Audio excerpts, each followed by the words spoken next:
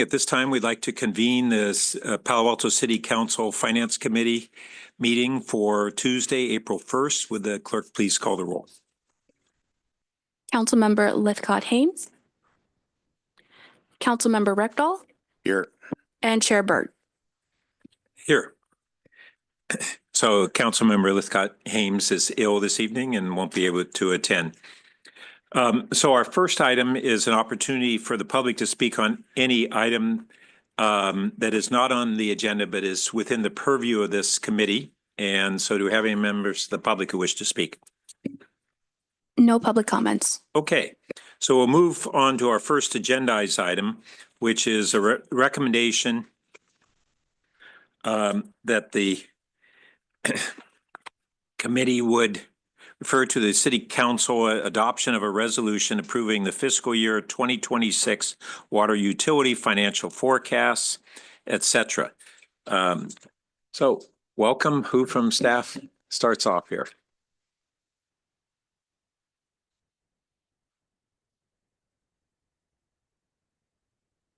Good evening. My name is Lisa Belier, Senior Resource Planner from the Utilities Department, and I'm here to talk about the water rate increase proposals. And I'll be tag teaming this presentation with Catherine Elvert, our Communications Manager, and she'll be talking to the slide about our outreach and communication strategy. With that, I'm trying to share my screen. It doesn't look like it's shared quite yet. Let me try one more time.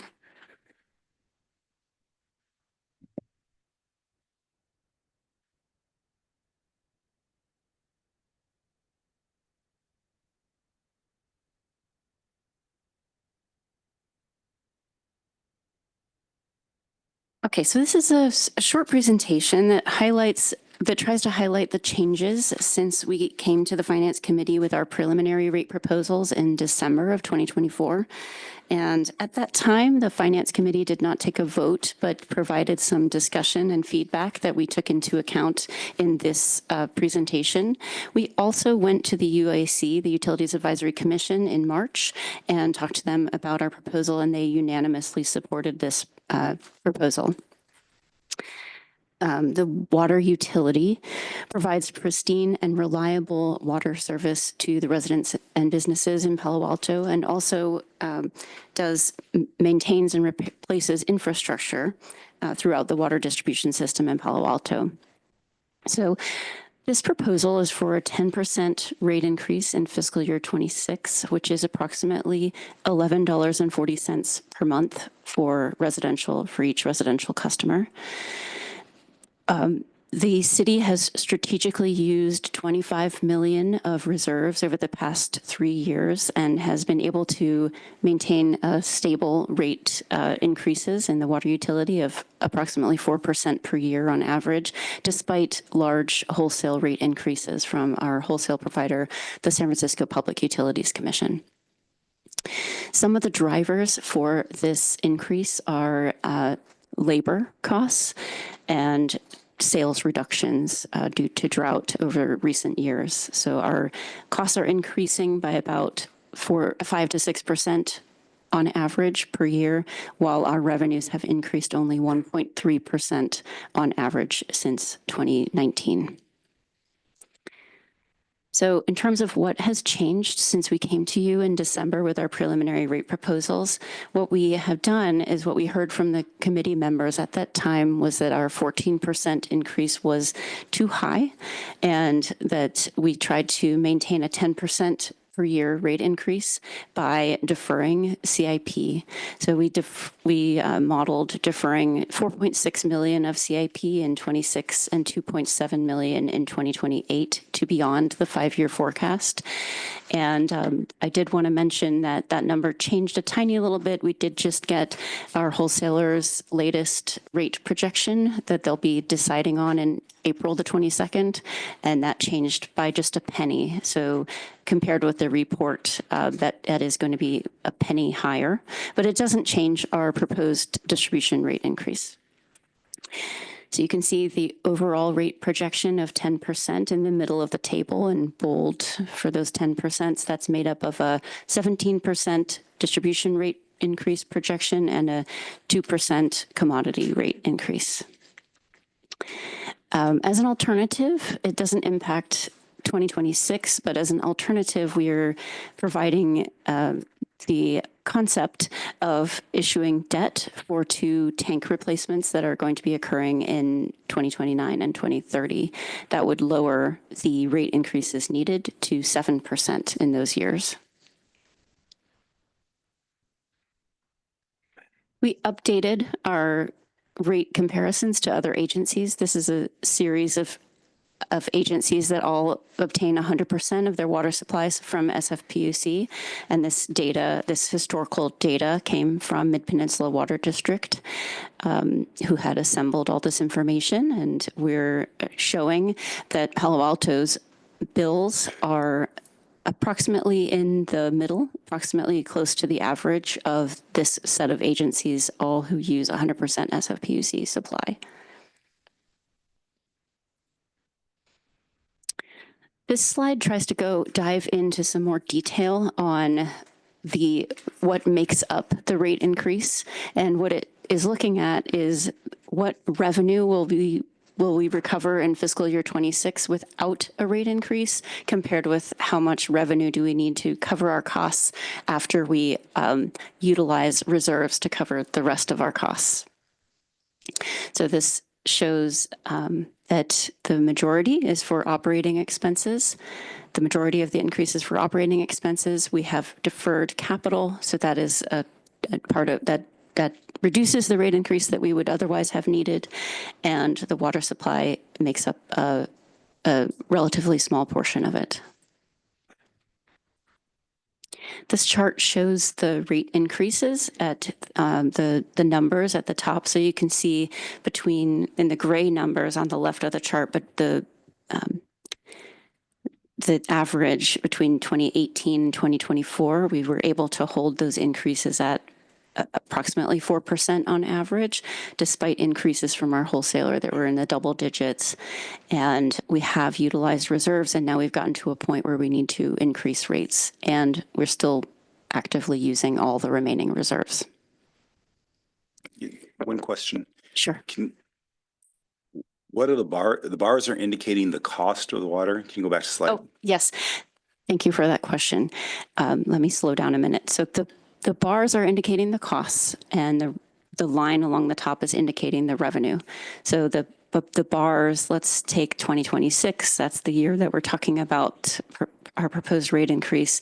So you can see the capital investment in the orange, the operations down below it in a greenish color, the water purchase costs in blue, and then debt service is actually declining as we as our debt service is repaid. Okay. And so when the bars are above the revenue line, that means we're losing money, right? Yes, our revenue is below our costs currently, correct. We're covering that by reserves? We're using reserves to cover the difference, exactly. And are we underfunding capital reserves?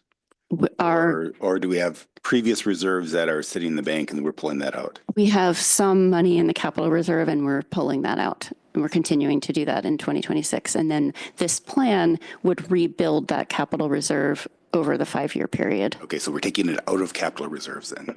Out of the capital reserve, we also have a rate stabilization reserve. We're taking all of the funding out of that reserve. And we're also using funds from the operations reserve. Okay, I have more questions, but we'll hold off. Sure. This slide is just on the operations reserve. And so you can see how we've been using funds in this reserve. At the end of 2024, this is the year-end reserve balances. At the end of 2024, it was slightly below our reserve minimum.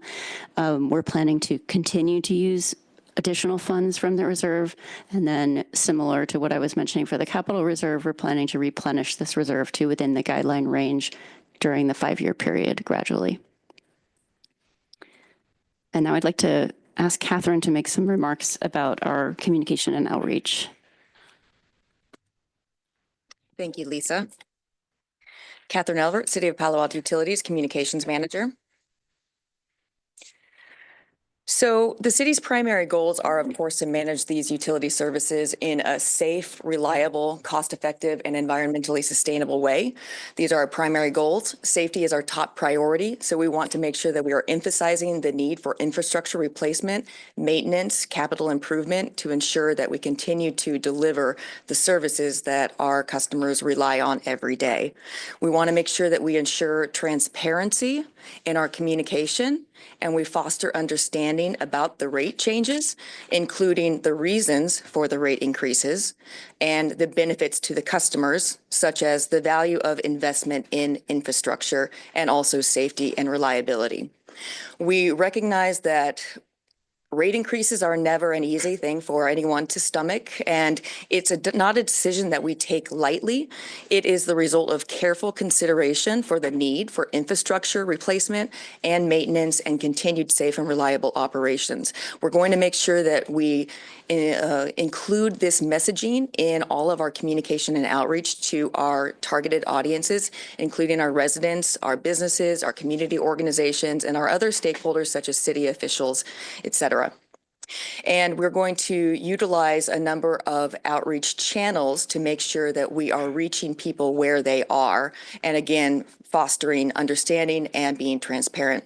We want to make sure that we are demonstrating that while rates are increasing in Palo Alto Utilities rates are still competitive with other utilities. And in fact, when compared to other neighboring cities, often the approximate monthly bill for the average residential customer is still less than those in our neighboring cities. And we want to make sure that we are drawing those comparisons to demonstrate that while we have a pretty progressive, proactive environmental strategy and we focus on safety and operations, we are still maintaining competitive rates. But also, what is the city doing to keep costs down for the ratepayers? And then in turn, what city programs and services do we offer our customers to help them keep their utility bill costs low, even when rates are increasing? So we have a whole communication strategy through a variety of forums to make sure that we are communicating this to all of our stakeholders, including a public meeting like tonight and digital, print, and other outreach. Thank you so much, Catherine.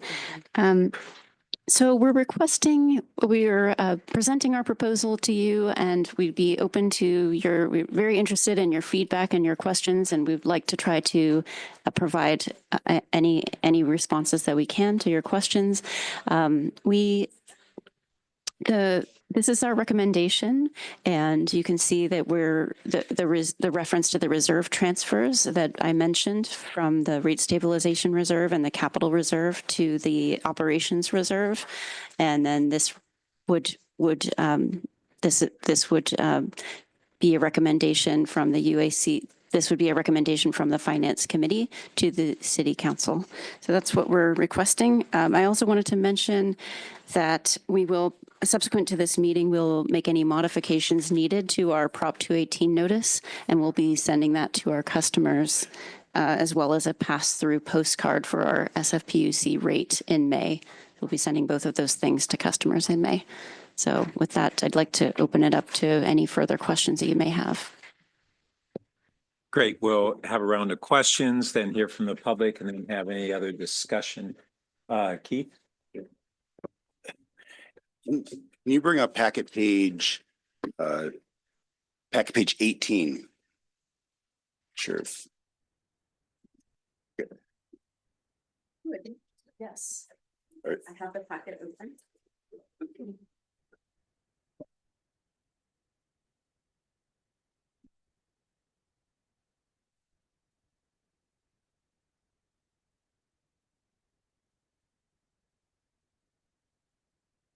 Yeah, so yeah, packet page 18.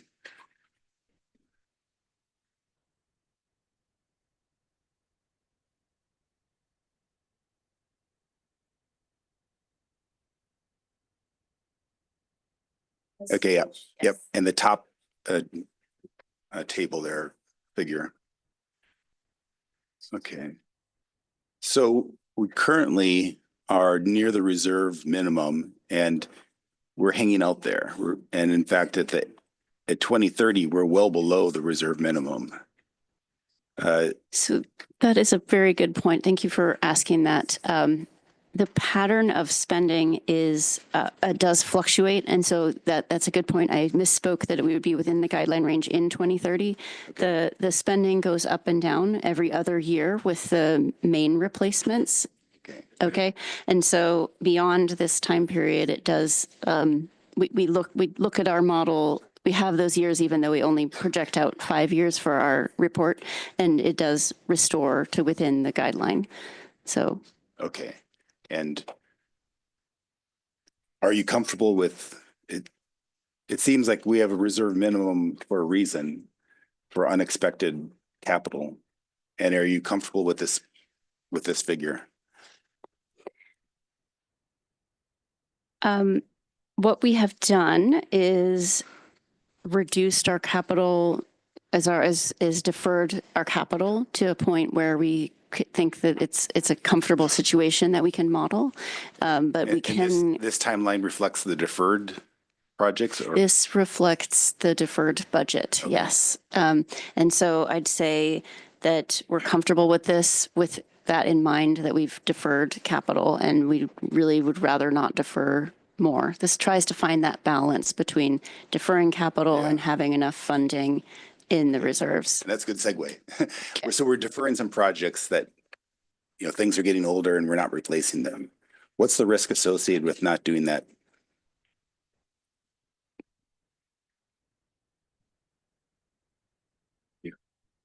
Good evening or good afternoon. I'm Matt Zuka. I'm Assistant Director of Utilities. I oversee engineering and operations for water, gas, and wastewater. We've been asked this question, I think, at UAC as well. It's difficult to quantify. We're basically dealing with 100-year assets. The risk of taking those assets and deferring a replacement by 2 years in the short term, probably not much, but we only have so many bites at this apple. Mm-hmm. So, everything sort of shifts down and we're kicking the can down the road proverbially, and sort of, exacerbating potential future problems. I mean, on the water side, what we'd be dealing with is additional leaks, more maintenance, more repairs, and that kind of thing. In the packet, they talked about if you could have landslides or other big events, right? Yeah, I mean, we have a lot of the pipe that we have in the ground is what's called asbestos cement pipe. It was put in the 70s, and it tends to be fairly brittle. So one of our programs is to evaluate, especially certain types of AC pipe, replacing those because they're known to fail at an earlier rate than some of the other types, and replacing it with HDPE, high density polyethylene, which is more flexible, more likely to withstand kind of a seismic event. And so that's the whole thing is structural as HD. Correct. Okay. Correct. And what's the lifespan of that compared to cast iron? For cast iron, it'd be about this. We sort of assume 100 years on pretty much any pipe asset we put in the ground. Some of it lasts longer. There's some studies out recently that some of the post 1956 AC pipe will last over 100 years. And some of the pre-1956, which is our target, is going to be on the order of 60, 70 years. Okay. But there's clay pipe installed in the Roman era that's still working, right? So it's you sometimes you just don't know. And so your professional opinion is that delaying this by a couple of years, there's nothing imminent that's going to be more expensive to fix down the road. Correct. I mean, we wouldn't be proposing it if we thought it was a substantial risk. We always have the issue that the time value of money, construction inflation tends to outpace everything else, and so it will be more expensive. But in terms of actually the incremental risk, we don't anticipate it in the short term being a problem. If we continue to make these decisions year after year after year, it obviously the risk grows. Okay. Thank you. You're welcome.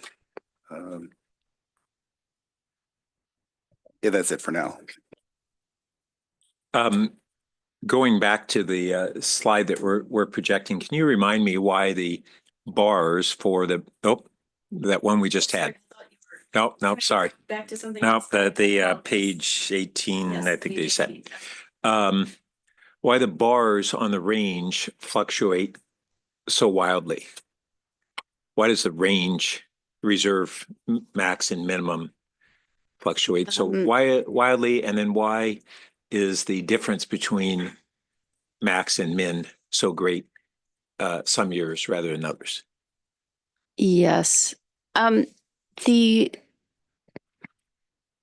Let's talk first about the forecasted years. I think it was around 2021, we changed the min and max for the CIP reserve to be 12 months of the CIP budget for the minimum and 24 months for the maximum. So you can see that going forward, that is a bit more steady based on that calculation. It does fluctuate. Sorry, it's a 3-year average because the CIP budgets do vary quite a bit from year to year, depending on if it's a construction year or not a construction year for a large project. So we took I think it's a 3-year average showing the 12 months average for the minimum and the 24 months for the maximum. 3-year average at a certain point in And time. I think looking at the chart, maybe it was in 2022, but around that time, we changed how we calculate that. And prior to that time, it fluctuated more because we didn't do that averaging. That makes me feel better Right. because just it creates all this volatility and which Yes. is obvious on Okay. the screen. Okay. Okay. And then we're referring, well, as you mentioned, we had a number of years, and I guess where are they on? We go to slide 5. Going back to 2018, we had a 7-year period where increases were 2 to 3%, I guess, on average. And that immediately followed a period where our water supply cost had gone up very significantly because of the complete reinvestment that SFPUC did in rebuilding their supply system. That was about 100-year-old system. And then we hit a period where we didn't increase the rates even at inflationary rates. And then we had this volatile reserve. And now we're having to have significant percentage increases. We can't undo what we did. Some of the reasoning in the 2020 through kind of 2023 period was in the COVID period wanting to really minimize impacts. And I think I felt at the time that a more modest increase would have been acceptable. We can't go back and undo that, but I think we need to try to communicate the context when ratepayers they're not going to dwell on the great deal they had over a 6-year period. They're going to talk about this year and next year and define everything according to what's happening now. So I think we just have to make sure that we remind folks that we had that extended period of very little increase, even while our costs were going up, and we used reserves, and we have to replenish them now. I did want to, though, ask on slide number 4, where we talk about really what's happening here is right now is the operating expenses going up a lot and the capital expenses going up moderately. We see that we have the biggest, almost half of those expenses were labor, a combination of filling positions and then salary increases, both cost of living and merit. How much of that cost was, I don't recall how many positions we had vacant and how many fewer we have vacant today as a result of filling those positions. And what's the impact of filling those positions?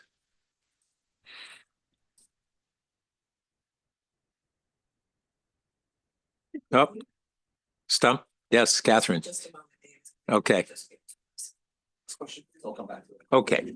And then I'll jump to 2 other things. One is on what page was it? But we talk about on packet page 11, and it talks about on the load forecast that we're currently the current forecast begins with the most recent water purchases, which were from fiscal year 24. And assumes a drought recovery over 3 years from 24 through 26.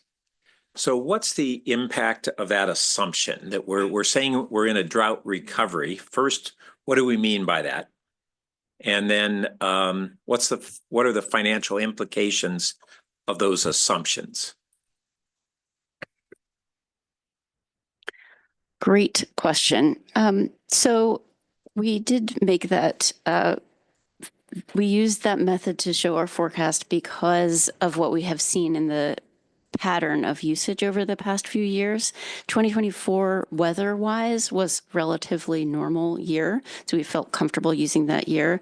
It was a year after the drought had ended in 2023, so we think that there already was some rebound included in that actuals in 2024, but in past droughts, we've seen a little bit more rebound beyond 1 year.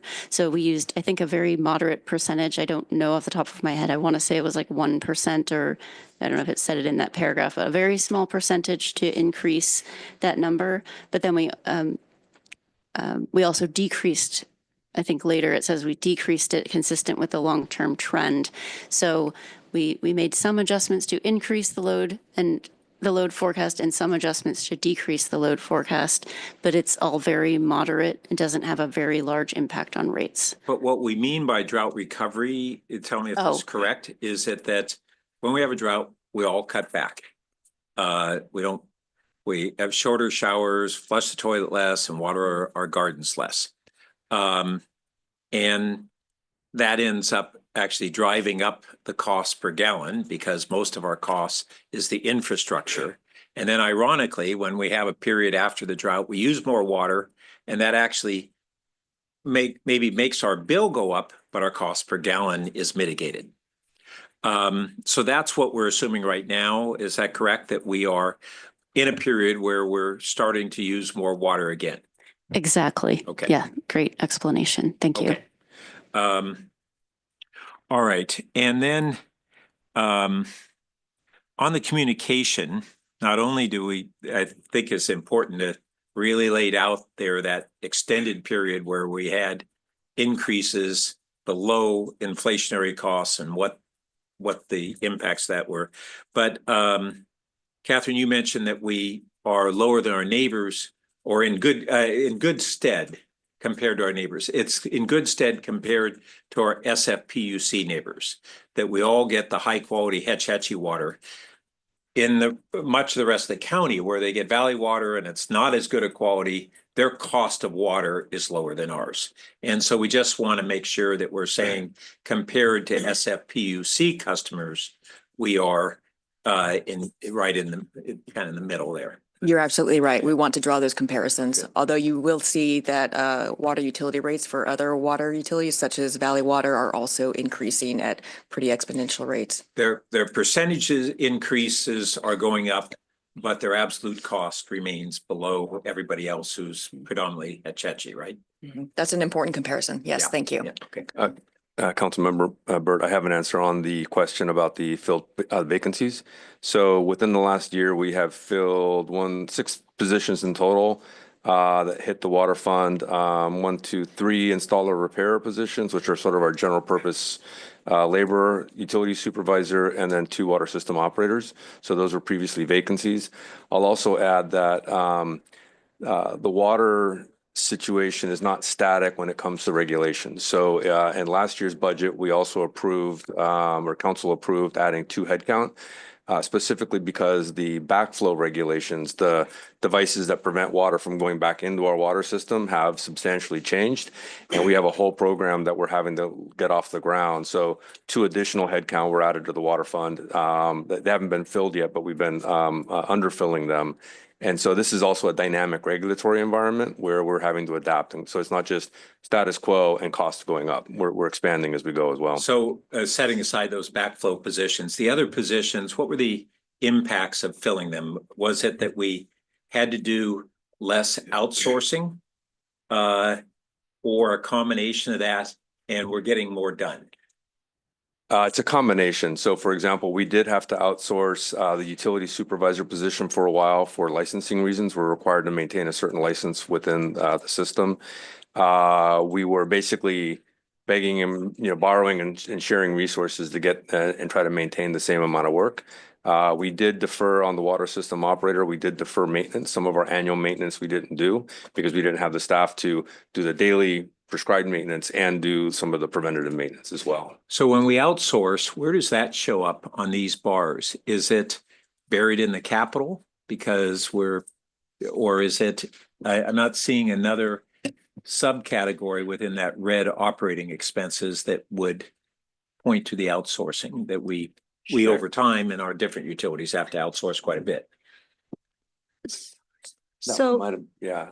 here, I think just overall, oftentimes, council member, Eileen Jose, Assistant City Manager. Oftentimes, if we have those vacancies, what we'll do is we will use that vacancy savings to cover the cost of the outsourcing contract. And so you'll see, basically when it comes through salaries and benefits, you'll see some variation, that's a mixture of the vacancy savings and the contract expenses offsetting. And what you're seeing here is the aggregation of the forecasting that's going into, the financial planning of the rates. And so to your point, staff is planning on basically specific headcounts, certain vacancy factors associated with that offset by contract. I'm So just you trying to won't figure see out it. where the outsourcing shows up in this slide. Right. So you won't necessarily see it here specifically because it's netted out in what your salaries and benefits would be, basically. Does that make sense? Are you saying that the labor is a combination in-house labor and outsourced labor? When we're looking at this number is specifically the difference between what we forecasted as labor costs previously and what we are currently forecasting as Yeah, labor but my costs. question is, where we have labor, does that include both in-house labor and outsourced labor? In this table, I do not believe so. Well, we use for the supervisor position, we specifically, like you said, use salary savings. So I would imagine that it would be included in that number. But as you said, it netted out. Because, Yeah. and if it's not there, where is it, is what I keep asking. Sure. Well, and now we're getting into the difference between budget forecast and what actually happens. So what would happen is we plan for the dollars to be spent in this category labor. But if in reality, it doesn't happen at the end of the year in your actuals, you'll see those charges show up in contract services. But But this there's is zero listed. I can't find anything that says contract services. It's kind of a non-existing category. And I can Sure. let it go, but I just can't find it and nobody's answering it. I'd say Maybe thank try you for that question, and we can try to split that out for you so that you can see it separately.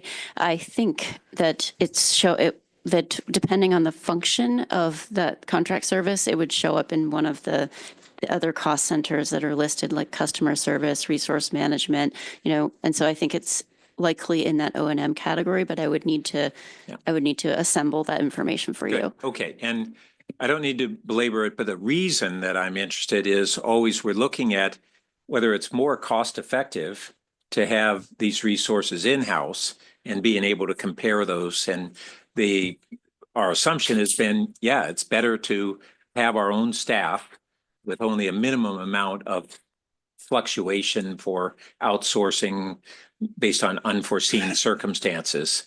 And I just wanted to be able to have a sense of that, but I don't need to know that tonight. Okay. Yeah. Pete. Looking in the staff report, they talk about customer connections. Is that just customer service? Or is that something else? It's referring to new connections for the most part with a new customer, It's a class. Okay, gotcha. Thank you. Okay, do we have any members of the public who want to speak on this? No public comments. All right. So the request is that we will recommend that the council adopt attachment A, which includes the financial forecasts and the amended rate schedules. Any other discussion or a motion? Can we go back to that original packet page 18? Yes, one moment. Yeah.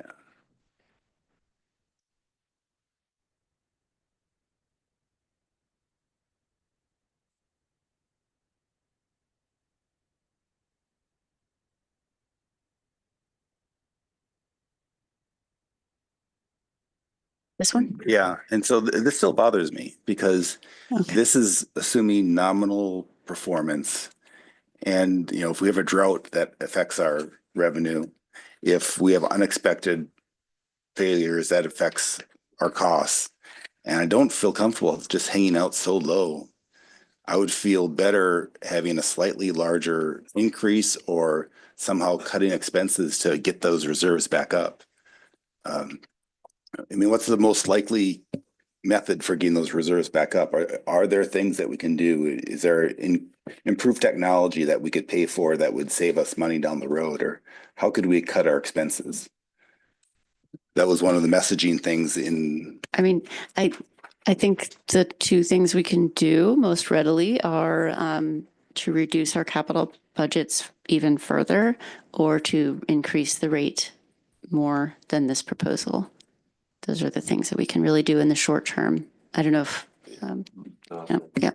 Well, let me ask one other emerging possibility, which is a lot of AI technologies are now being embedded in tools, including things like whether we can do a deeper analysis of where and when we need to do line replacement. These are just emerging, but is this something that we're beginning to look at and to see how we can increase the quality and the efficiency of our decision making on where to apply the capital investments? Absolutely. There's a couple of things that we're looking at right now. The AI technology as it relates to the water side is, in our opinion, not quite there yet. Where we are seeing it come more into play, and it looks like it's a little bit more ready for prime time, is more on the wastewater side, where when we go through and video our existing sewer mains, it's a very labor intensive process to review all those videos, characterize them, classify the defects. AI and its ability to sort of process images and categorize them is looking really promising. So that combined with the fact that in order to try to optimize our spend on the wastewater side, we are implementing a CCTV program or a closed circuit television where we're cameraing them all and then deciding whether we need full main replacement or just spot repairs. So we're sort of trying to combine the AI technology with a little bit more visual investigation. On the water side, the visual investigation doesn't work for obvious reasons. You're dealing with pressurized pipe. And there are technologies out there that are supposed to take into account soil conditions, pipe age, and that kind of stuff. But in our experience so far, it hasn't panned out to be extremely predictive. Whereas on the sewer side, we think we're going to get a lot more promise for it and hopefully be able to extend the life of the asset. So I would say absolutely yes. We're just talking about the wrong utility. Yeah, and we may see in the coming year or so that this is just the real applications of AI are starting to pop up. I just saw read today where just huge mining deposits in Australia have been tentatively located because they took all the existing database and just fed it through a new AI model, and lo and behold, said, "Oh my gosh, this is where the minerals are." I'm hoping that's going to eventually help us know this is where we need to repair our pipes. And I think it will. I think it will definitely on the wastewater side. Nothing comes without a downside. I get rid of the one nice thing I have for light duty people, which is reviewing video. Yeah. I'm going to have to find something else for them to do, but I think it'll be promising. Good. Okay. Thank you. I have another question. Can you go to packet page 10? The figure there in the middle of the page. Yeah. Almost right there. Table 3. Oh, Figure 3. staff. Oh, I'm sorry. Packet page 14. This Okay, figure? yep. And so I'm looking at this, trying to figure out, it's bar charts are always kind of hard to pick up the individual items. But one thing I noticed is that customer service has really increased over the last few years and looks like it's going to be increasing more. Are we changing the scope, or is it just a labor cost, or what's the reason for this? So the customer service bars are a little bit hard to see because of how this packet printed, but it's the sort of squiggly red line. Is that the one that you're talking Yeah. about? Because it looks like it, if you compare 2030 to 2018, it looks like it's 2.5 times the size. Mhm. Yes, and I think that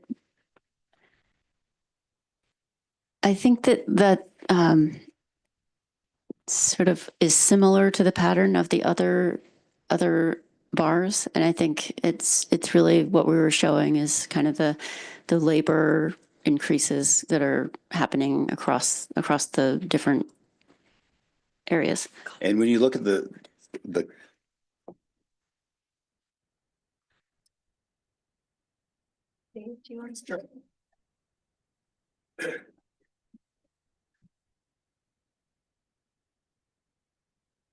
Dave Yen, Utility Strategic Business Manager.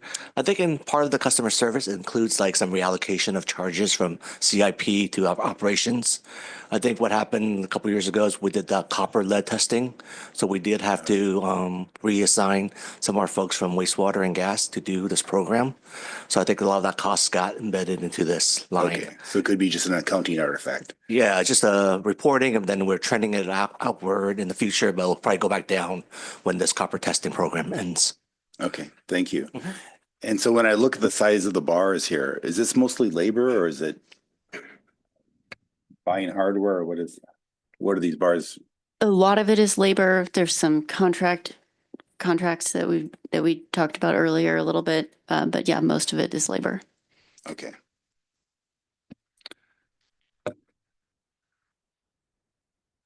Okay, you also mentioned debt. One option would be that we could issue debt. And can you talk more about that? Right, and I do have a slide on this, I think, and this alternative, a couple slides, but this would be an alternative that wouldn't impact 2026 and is something that we're thinking about just for one-time type programs. So part of this increase is to pay for some tank replacements or rehabilitations that we're expecting to occur in 2029 and 2030.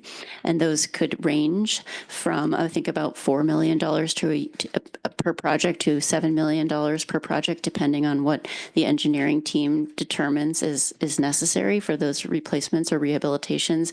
And so in order to mitigate the rate increases needed in those years, we could debt finance those, which would mean that we would have to pay those financing charges on that debt, but it would lower the short-term rate increases needed in those years. But we would have to pay that debt service probably for 20 or 30 years, depending on the terms. And what is the lifespan of these? Of those Are they, reservoirs. yeah, the units. reservoirs. They're, you could, between 30 and 50 years, Okay. rule of thumb.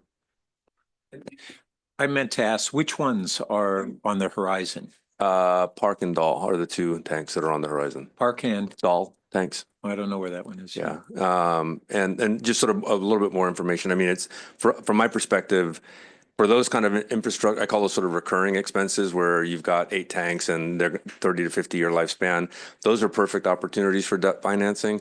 Where we tend to shy away from it is I don't have enough, if we don't have the budget for the pipe. Pipe is like painting the Golden Gate Bridge, right? Debt financing that is generally a bad idea because it's never going to end. So we look to try to pay for that out of cash flow and sort of as a pay go, whereas pump stations and tanks and that kind of thing are more amenable to debt financing. Yeah. On the bridge, it's more like debt for rebuilding the east end. I will note that we have 2 current bonds and one expires. The smaller of the 2, a 17 million expires at the end of FY26. So we'll actually see a reduction, but that presumably is built in to these expenses that we have. A debt service, we see a dip in 2025. I would have thought it's 2026, but whatever. Anyway, it doesn't keep going up. Yeah. Okay. Do we want to listen to the debt slides now, or do we want Listen to it. to? She has a couple backup slides. Oh, I'm sorry. Sure, I'd be happy to switch to that.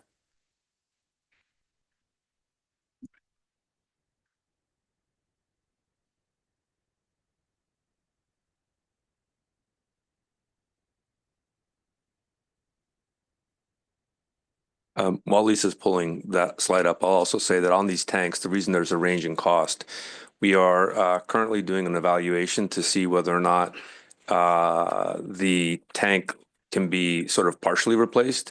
And by that, sometimes with steel tanks, you have wall thickness and you can just replace the roof. Then we might be able to get some additional lifespan out of the tank, defer the full replacement 5, 10, however many years. So that's we're currently in negotiations with the consultant to do that assessment. And is there any seismic danger?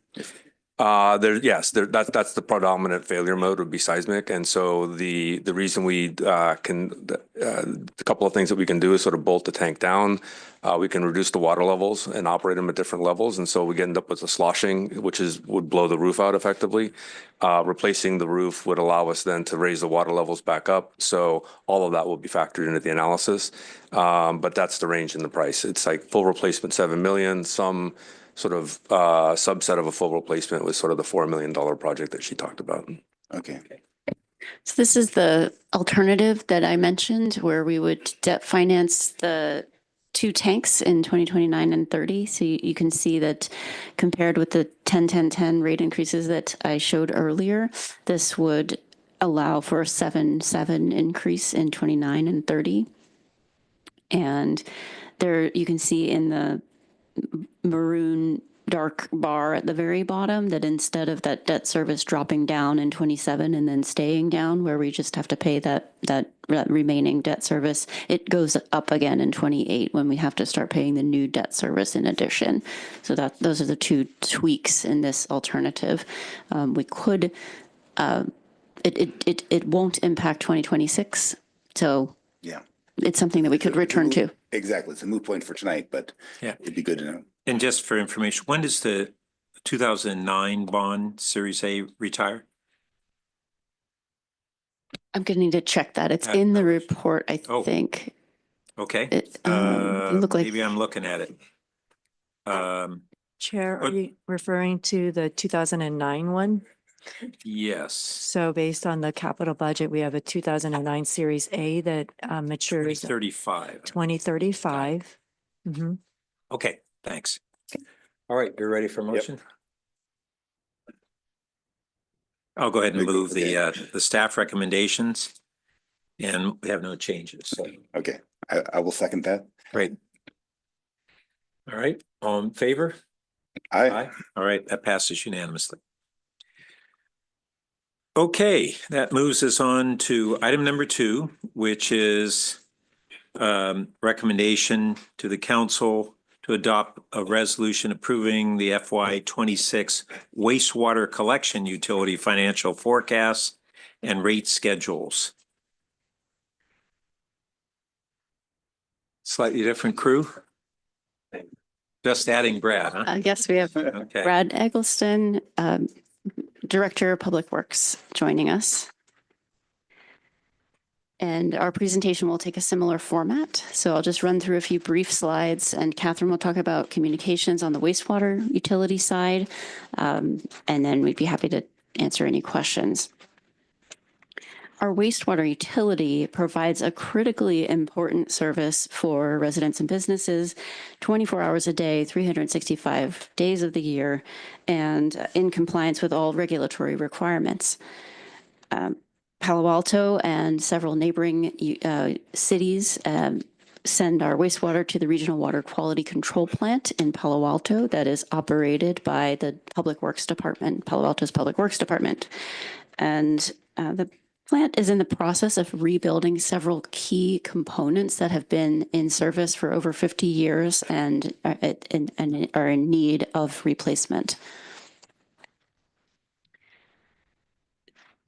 Some of the drivers for this increase also include labor increases, and additionally, and this utility in particular, our reserves are depleted and we need to restore the reserves to within the guideline range. When we brought the preliminary proposal to you in December of last year, we proposed an 18% increase for 2026, and we have increased that to 20% in this proposal. Some of the reasons for that are that we added additional vehicle replacement costs of between $100,000 and $450,000 annually.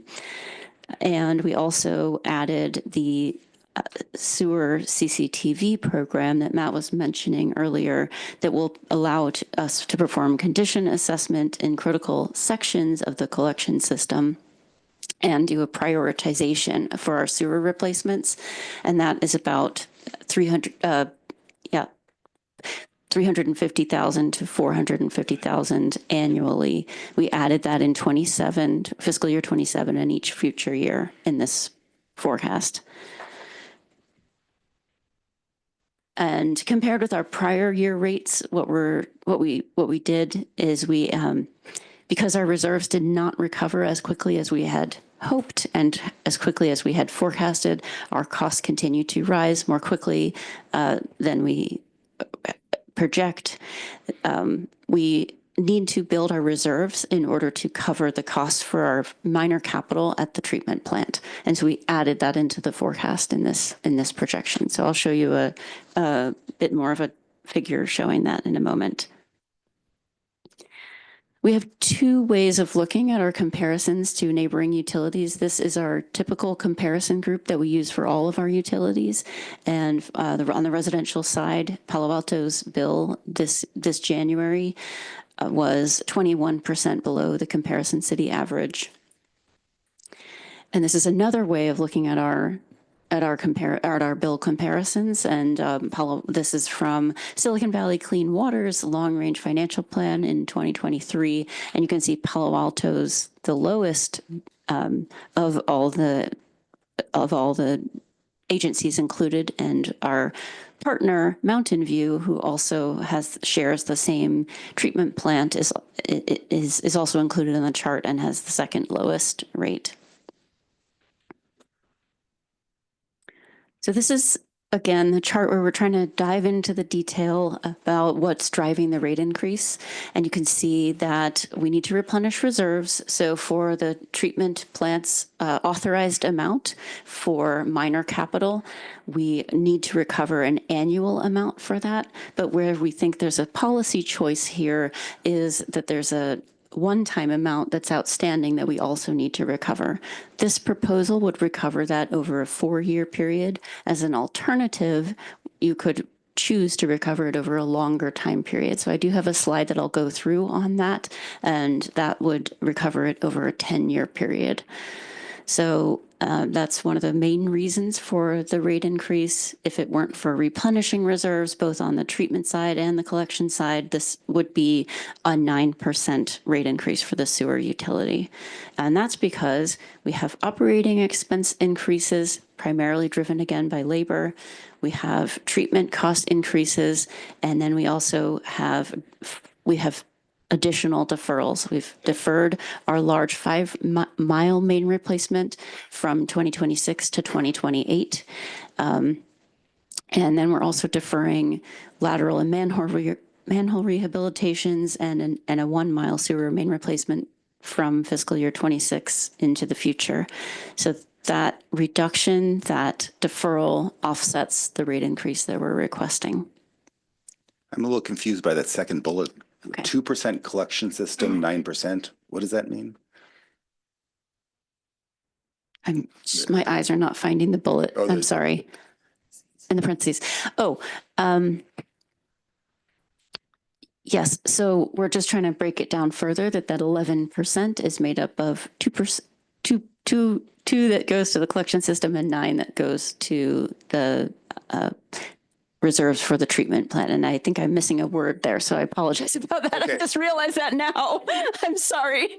Yes, the 9% is supposed to say the treatment. Okay. The treatment for minor capital, and that's reflected on the right, where you can see the 2.3 million for treatment for minor capital and the 0.5 million for the collection operations reserve. Okay, Both so we need have to be two separate replenished. reserves.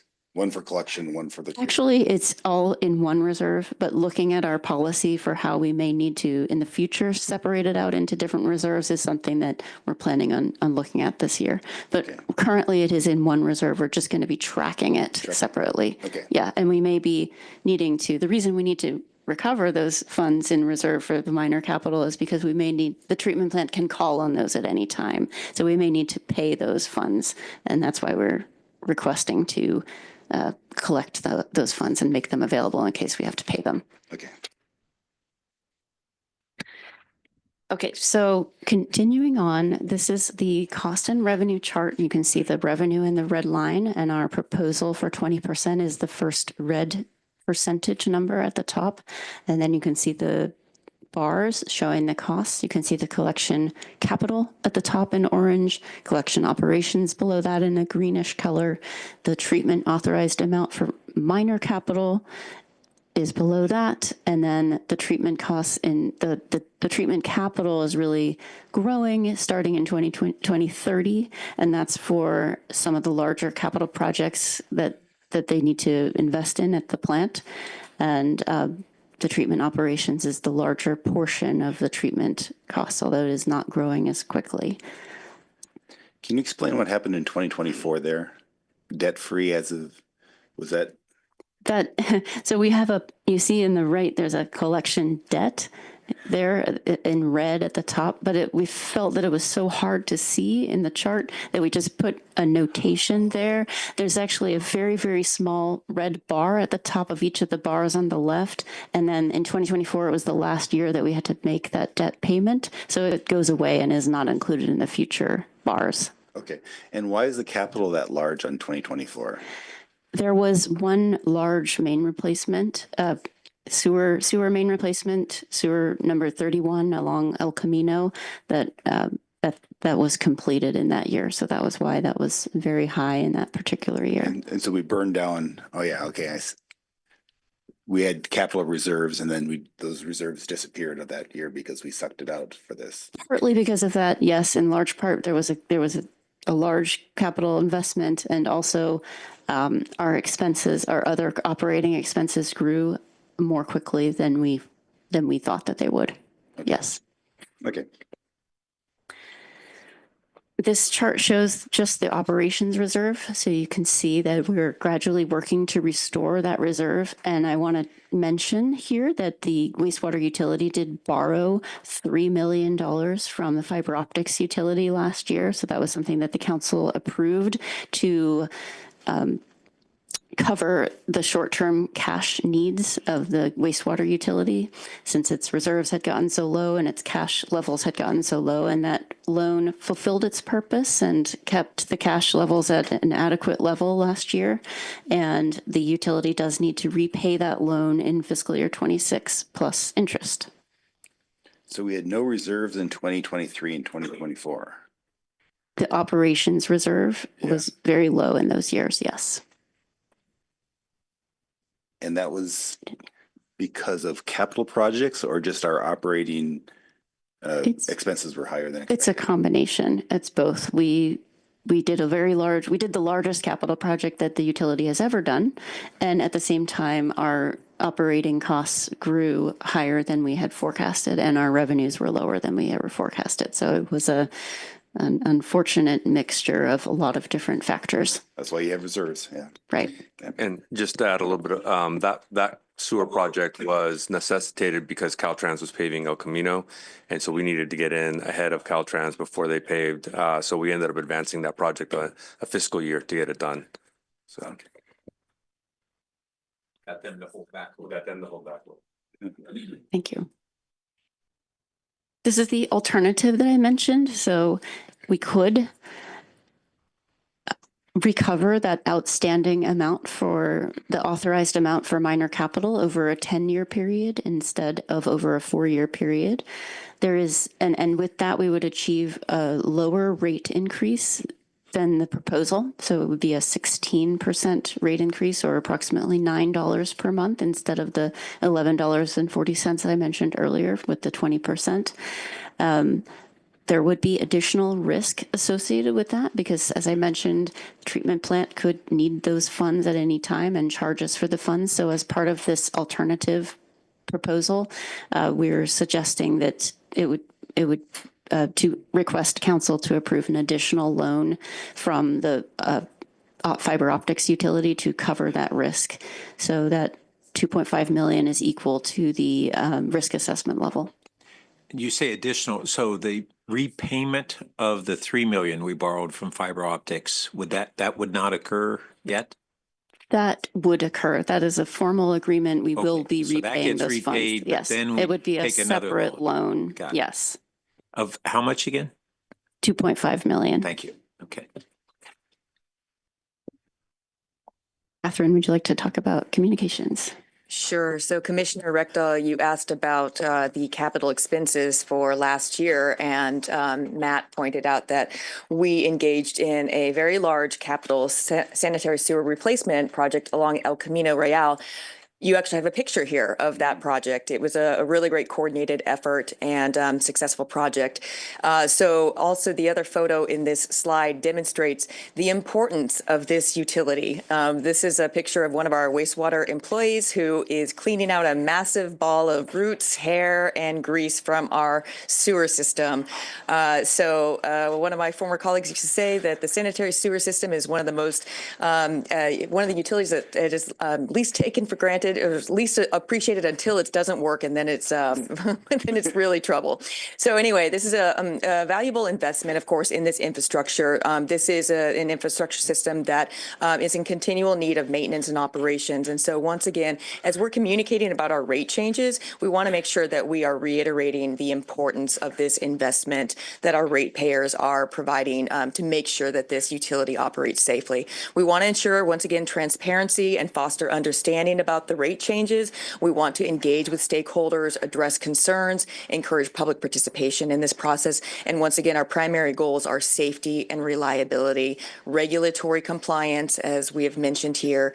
And so our key messaging will underlie those elements of the reasons for the rate increases, the benefits to the customers, and also, as Lisa pointed out, how competitive our rates are with neighboring cities despite these rate increases. But once again, with this particular utility, there are some really amazing projects happening at the regional water quality control plant, and we want to make sure that we're telling that story.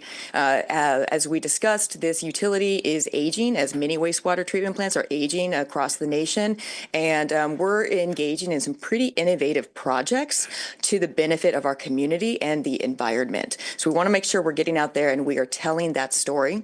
So we have a variety of outreach channels and strategies to try to reach people through electronic means, print and direct mail, also engaging with our local media and public stakeholders through such meetings. Is this a question for Matt there? That picture, is that HDPE? That sewer main? Correct.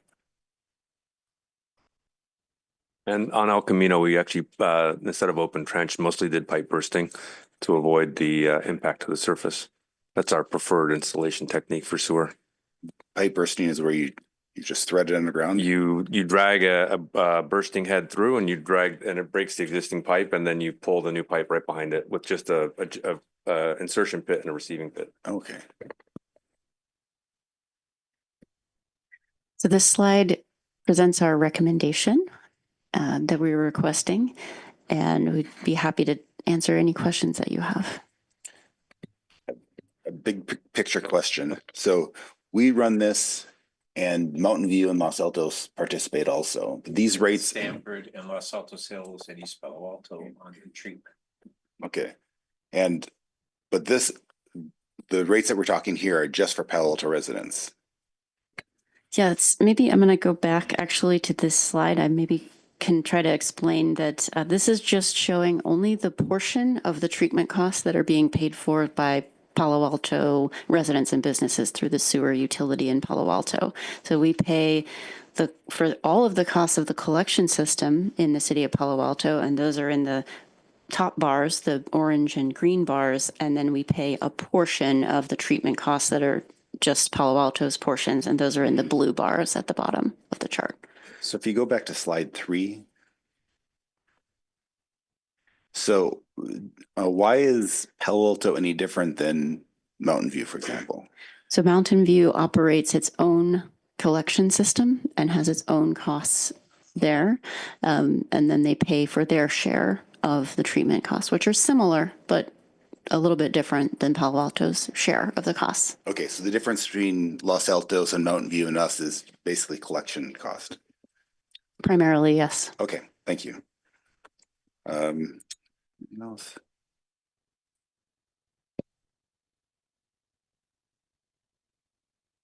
Yeah, that's it for now. So just going to that issue of the blue bars, which were the proportionate treatment costs, year and a half ago, when we maybe it was 2 years ago or so now, when we had the big approval of major rebuild on the wastewater treatment plant, there was an issue raised, well, at the time about whether we really needed to update the calculation on our fair share of that capital cost versus Mountain View's. They had had a whole lot of growth over the previous decade, and there was kind of a legacy formula. At that time, we didn't want to revisit because it was locked into an extremely favorable interest rate, and if we had held it back, we would have jeopardized that. But that's more a question, I think, for Brad. What's the status of that review of the proportionate share costs? So I'll say a couple of things about that. Brad Eggleston, Director of Public Works. As part of the treatment plant's long-range facilities plan update that's underway now, there's a task in that study that's looking at those allocation methods. So that work is underway. There's no conclusions or really anything to report out on it yet. The other thing I would say is that the real concern that was raised at the time of that contract award was that Palo Alto's capacity-based share that's used for debt service allocation on capital projects is a fixed 38%. And during the COVID years, our flow and strength-based allocation percentage, which is applied to the annual operating costs, had gone down to 33 or 34%. So we had that gap. What's kind of interesting now is that if you see in this report, part of the reason why there have been increased costs for the wastewater collection utility is that Palo Alto's flow-based operations share has increased because our flow's gone up to something like being now like close to 37%. And I think actually the assumptions in here for forecasting for rates are actually at 38%. So the interesting thing, those things are close to parity again, but it is a project we're doing to look at that. Great. And Catherine, you mentioned on the rebuild of the treatment plant, we're not just replacing existing equipment, but we're really going to the next generation of technologies and environmental and other community benefits. So just very briefly, whether you or Brad, can you share what those benefits are without going into great detail? Brad, may I ask you to share? Thank you. Well, the principal one I'd say would be the big project, the largest project that we were just talking about, which is the secondary treatment upgrades. So that's replacing equipment that was at the end of its life. But the big deal is that it's actually going to do nutrient removal for nitrogen for the wastewater discharge to the bay. So since the plant was built in 1970, we've done nitrification, which is basically oxidizing ammonia. But now we'll actually be having a biological nutrient removal process to actually remove that nitrogen. And I know that we've over the years been collaborating with Stanford and their civil engineering group that is dealing with water treatment. Is that one of the collaborations that we've done? Is that through them that we adopted that nitrogen removal technology? It's somewhat cutting edge, as I recall. It's really, I'd say, more driven by the regional water board and regulatory requirements that are applying to treatment plants throughout the San Francisco Bay Area. I think we're either the first or one of the very first to actually get out ahead and do this. we did have discussions with the civil engineering group at Stanford on these topics early, probably 10, 15 years ago when we did our first long-range facility. This to prevent like algae blooms and things like that, right? That's correct. Yeah, okay. And then the other thing is, like on our last topic, if we go to slide 3, and we see again, just our residents are paying on average 20+% below surrounding and comparable communities. And that's our current rate. So we'll go up and then they'll go up some as well. Correct. And that will not be the headline. The headline will be slide 2, which shows our percentage increases, unfortunately. And so whatever we can do to once again try to get out there the message that, yes, this is a tough pill to swallow. Although in this one, on a percentage basis, it's a lot, but it's $11 a month. It's not as significant as our water or electricity or gas rate increases when we have those. But on a percentage basis, it's a lot. So just whatever we can do to put that context of slide number 3, and I'd get that in the bills so that people can see it. I think that would be helpful. All right. And did, Oh, I have a follow-up question on that slide. yeah, go ahead. On slide We have 3. enough. Oh, Yeah, go ahead. slide 3 there. So why, for example, Los Altos has a much lower restaurant charge? We don't know. We don't know. Is it, we think that we're comfortable with that we're charging the proper amount and that's our cost of service? Yes, it gets into the cost of service, and each city does their own cost of service study, and based on the attributes of their customers and the size of the different customers and features of them. And we did our cost of service study for the wastewater utility in 2021, and we're confident that, we hired an outside consultant that specializes in that, and they advised us, and we followed their recommendation on, and then the council approved that. So, Okay. yes. Thank you. And this is the average per restaurant, right? Yes. Yeah, so it may, we don't know, it could be smaller restaurants, but either way, they're the outlier. Everybody else is kind of clustered, and we've always kind of scratched our heads on that. Yeah. Okay, and I just want to ask our clerk if we have any members of the public who wanted to speak.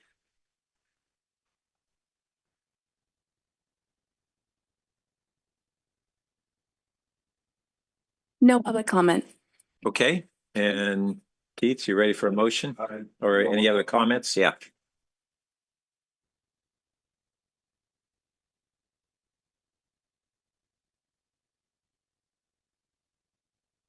Do you want me to turn to that on the slide? Okay, just one moment.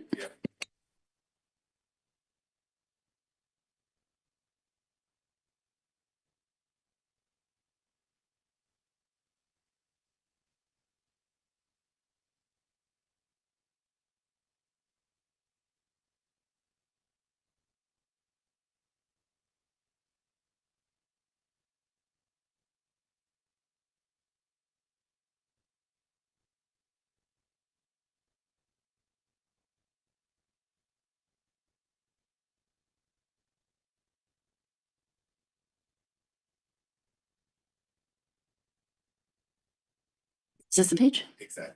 Mhm. So many years, we don't have any reserves here. We currently have no capital reserves. Correct. We utilized all of the reserves when we did the large SSR 31 project in 2024, expecting that that was temporary. And then the reserves have not yet recovered. So we're working on making a plan to recover them. In 2028, they bounce back down. There's some big project there. There is the first of the 5-mile main replacements occurring in that year. So, And if you look past 2030, do we Are we trying to get in the middle of that, or is it still gonna be hanging down to reserve? We're trying to get close to the middle of that, but mainly we're trying to keep it within above the minimum. Staff report talk about pensions.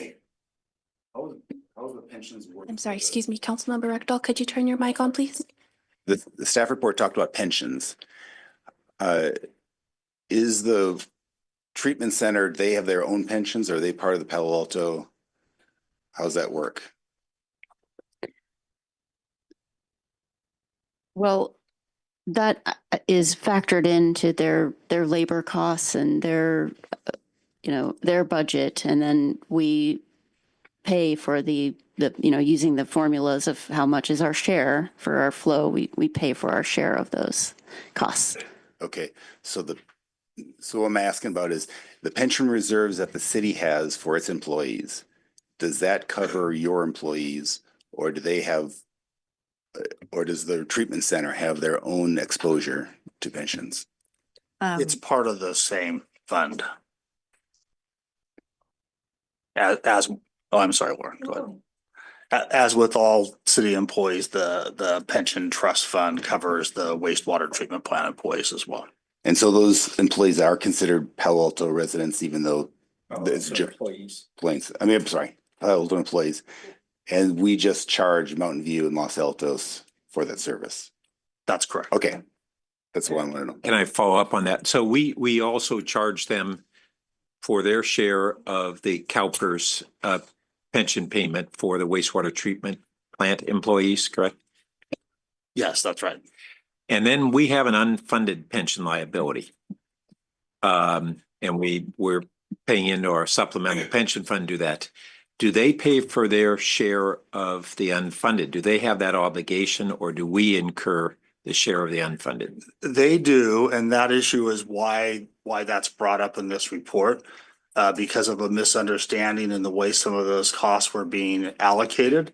The additional pension trust funds were not being allocated either for Palo Alto or the other partners, and they were being funded by the wastewater treatment fund balance. And so we've now corrected that, and going forward, that will be part of the allocated costs, and that's why it's mentioned here as a new cost that the wastewater collection fund is seeing. Okay, thank you. I think I followed that. Okay, that's all I have. All right. Do we have any members of the public? Did I ask that already? Yes, but there's no members of public. Okay. No. You ready for a motion? Yep, I will move the staff recommendation. And I will second that. All in favor? Aye. Aye. All right, that passes unanimously on a 2-0. We're going to take a short break to help people get a little more seating and get everybody settled before we go into our third item.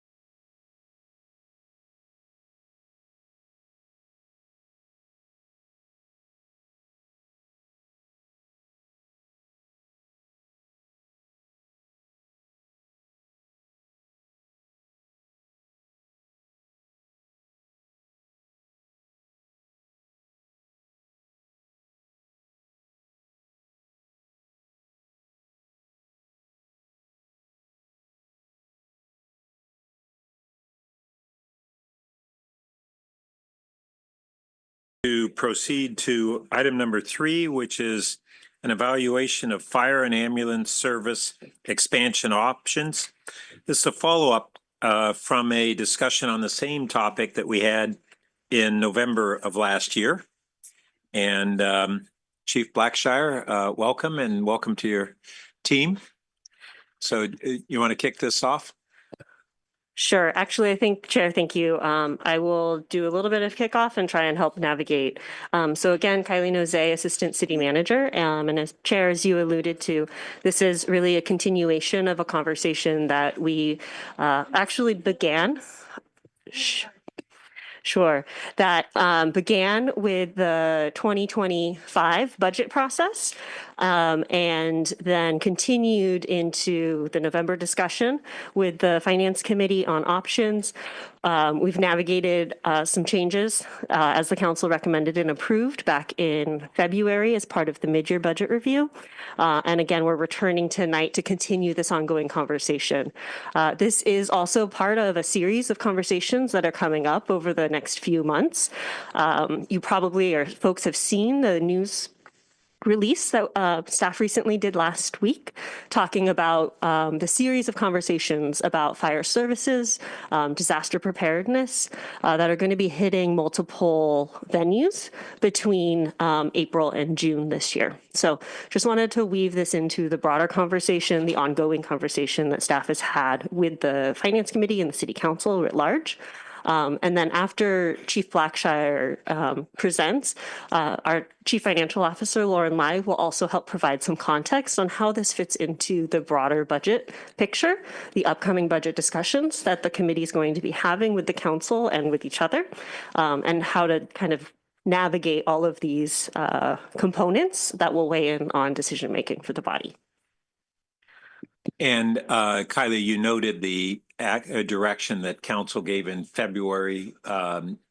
Is someone going to update everyone on what that was, just so as a refresher? Yes, I think Chief Blackshire, that's part of the presentation. Great, thank you. Okay, Chief. Okay, make sure everyone can hear me okay. Yeah, I think we're good. All right, good evening, Chair Burt and Councilmember Rectal. First, I want to thank you for taking the time to have this conversation, taking the time to be thoughtful and giving this item the attention that it needs.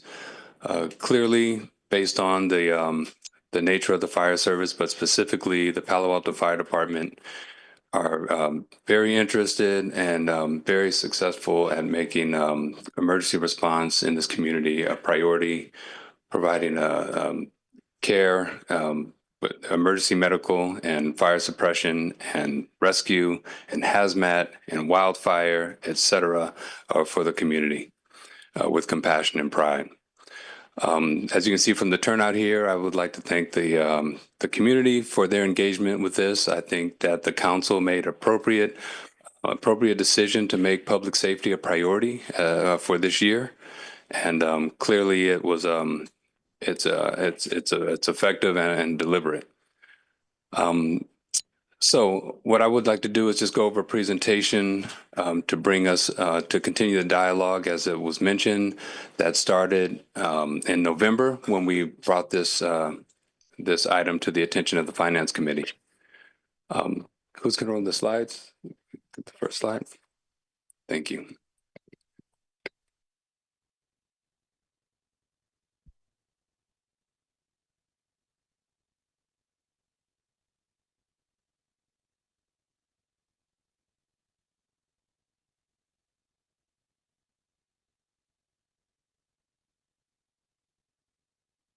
Okay, next slide, please. Sorry, just so everyone in the room, if everyone can speak just a little louder on the mic, or unfortunately we can't go any higher on the speakers. Thank you. Okay. That right in front there. See if that works. How's that? All right. Next slide, please. Okay, as mentioned, so We did have the meetings in November that brought this item to the attention of the Finance Committee as a follow-up. And just so you know, we've been talking about the challenges in the fire department since COVID for quite some time now. We went from a position where we had to eliminate some positions. We had to reduce the budget. We did that by actually browning out a fire station and moving things around. And coming back shortly after that, we had the challenges of, we had 2 fire stations that didn't have engines in them because we had to move the deployment to address the service demand, which primarily was EMS at the time, and we were browning out. So we went to the drawing board and see how we can move pieces around and see how we can keep fire stations in service all the time. As a result of that, and I mentioned this in the budget hearing in 23, that we were able to put 3 full-time ambulances in service, but as a result, we had to, we had a 2-person squad in Station 2 instead of a fire engine, and we put a full-time ambulance in Fire Station 4. And I talked about the goal of recovering resources to getting engines back in the fire stations. As a result of the budget hearing in 25, the council approved an adopted budget that included 3 more full-time employees that put a fire engine back in service at Fire Station 2. And then the only station left without a fire engine was Fire Station 4, which is kind of leaving us where we are now. In November, we had the Finance Committee meeting, and then in February, we had the mid-year meeting, February of 25, where we talked about an option that would put an engine back at Fire Station 4, and that was proposed was cross-staffing, which means that 1 crew would staff either an ambulance or an engine based on the call type that's in demand while the crew is available. In support of increasing fire department resources, it was approved that we staff an overtime position of 1 captain per shift that would put a full crew at that fire station that could staff a engine or an ambulance based on the demand. So again, that was the council's effort on increasing resources in the community based on the data that I was presenting. And so that was the mid-year action. So here we are again to continue the conversation. If you can go to the next slide, please. So given a little bit of background, there's what's really called for the changes that we've had is the community needs for emergency response. Now, as you can see from this chart, we've had increasing call volume, especially since COVID. We dipped during COVID, and then we started to make a comeback, and now we are at 9,400 calls for service a year. And I want to put emphasis on, in addition to the engine, we've also been talking about adding a 12-hour peak ambulance. And that request or that proposal is based on the demand or the EMS demand. But when we're capped out, which means when all of our ambulances are out of service running emergencies, we have to rely on Santa Clara County Ambulance to come into the city. As you can see, in fiscal year 24, we called county ambulance 327 times. And just to give you emphasis on why that's an important resource for us, because the 90th percentile in fiscal year 24 for county ambulance was 29 minutes and 53 seconds compared to 12 minutes and 2 seconds for Palo Alto ambulances. So that's 90th percentile. That means 90%. I'm sorry, I was trying to get my train of thought together. I'm trying to put it into words. I'm sorry. 90%. No, so it's the 90th. Yes. So it's 29 minutes and 53 minutes or less 90% of the time. That's what I was trying to get out. And for Palo Alto fire ambulances, it's 12 minutes or less 90% of the time. And the ambulance standard for the county is 11 minutes and 59 seconds or 12 minutes. So our internal resources meet that demand. And so the whole point of that is to reduce our reliance on county ambulance. And that's the kind of the purpose behind the 12-hour peak ambulance. So everyone knows that. The more we call that ambulance, the more we impact, or the longer the wait times, and plus we have impact to the county because that's a county resource. I also want to talk about system performance and response times. That's a big talk, big conversation when it talks about our response times. We talk about our adopted standard is 8 minutes or less 90% of the time. And there's a lot of dialogue about why is it 8 minutes? What does NFPA say? Why isn't it less? Some communities have more. Well, the reality is that NFPA is a standard. Our response time is based on a more traditional scale that's a reflection of the chain of survival. And the narrative is that the likelihood of survival is if we could respond to a patient in 8 minutes or less. So that's the chance of survival is increased if we respond in that time. We apply that to medical calls and fire calls because assuming that when a house is on fire and there's a patient inside, our primary goal is to save lives. So we apply that 8-minute standard to fires and all emergencies in Palo Alto.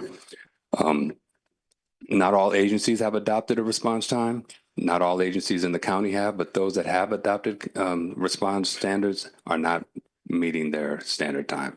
Because when NFPA puts a time out there, they don't know the demographics of that community. So it's really hard to say, okay, the whole country shall apply to this particular response time. But that's a goal that we set because we want to shoot for something that's reasonable. Unit hour utilization, and this is, I want to spend a little time on this so people understand what this means. So unit hour utilization is how readily available are our resources to respond to multiple simultaneous calls. That's important because the unit hour utilization of our ambulances is fairly high. It's twice the recommended amount in the LAFCO report if you review that, and that's been mentioned in several conversations that we've had regarding fire department. Palo Alto Fire Department. So as we add resources to our operations, the unit hour utilization of those units is reduced. So if we add another ambulance, that takes more of the calls. If we add another engine, and so on and so forth. And so we look at that because we run as a system, and that's talking about the resource levels. We run the city as a system, and I can go down to the next slide also. That'll address that. Next slide. Is it there? Oh, no, I'm sorry. Before, go back. No, that's it? Is that totally back? Okay. So the next one, I'm sorry. So this is to explain our staffing model so people understand how we're asking for resources. So we are on a 24-hour staffing model, which means our units are staffed 24 hours a day, 7 days a week, 365 days a year. And it's divided into 3 battalions or shift. There's an A shift, B shift, or a C shift. And so to staff one engine, which is 3 people, that's 9 firefighters to staff all 3 shifts. And whenever those firefighters are on leave, they have to be backfilled. So that's where the backfill or the overtime comes from. There's additional firefighters are authorized in service delivery model to provide leave coverage and are called backfill. The department has 0.5 FTE backfills positions for every daily position. And when adding 3 daily positions, at least 1 FTE firefighter would be necessary to backfill that position. Therefore, a total of 10 FTEs would be needed to fully staff a dedicated engine. So now I'll talk about the integrated system and resource allocation. So in order to ensure that we have enough personnel, the right amount of tools, fire stations, et cetera, we have to look at how we can best allocate the resources we have in every station and the tools that they carry, et cetera. So I'll give you an example. We have 6 fire stations, but we have 3 ambulances. Now, one might say, well, why don't you have an ambulance in every fire station? Well, what we do is we put a fire station on the north end of town at Fire Station 1, one in the center of town at Fire Station 2, and one on the south end of town at Fire Station 4. And then when you talk about the truck, we only have one truck. So we put that truck in Stanford campus. One, it fits because the fire truck does not fit in every fire station. And that's a ladder truck. And that's a ladder truck. You guys just call it a truck. Correct. That's a ladder truck as opposed to an engine that has a pump on it, which is also sometimes called a pumper. And so what we do is we look at how we have to look at how we allocate these resources to be most effective. And it doesn't always make sense to the lay person. And I'll give you an example. So, you know, and I may have said this one before, but I want to use Fire Station 3 as an example. So when we rebuilt Fire Station 3, we knocked it down so the fire engine couldn't stay there. We came before council and we had to present options again. Okay, where is this fire engine going to go while this station's being rebuilt? And the two options we landed on was right down the street, there was a parcel owned by the city where we could have put a temporary fire station. The second option was downtown at Fire Station 1. Without going into the details, it was decided that we would put the fire engine from Rinconada Park, Fire Station 3, downtown. Now, mind you, daytime, it's busy. But looking at how we allocate our resources, and we looked at the data, and we were upfront that there's no way we can guarantee that that fire engine is going to get to that neighborhood during the day at the same amount of time as if it was in quarters at that station that's no longer there.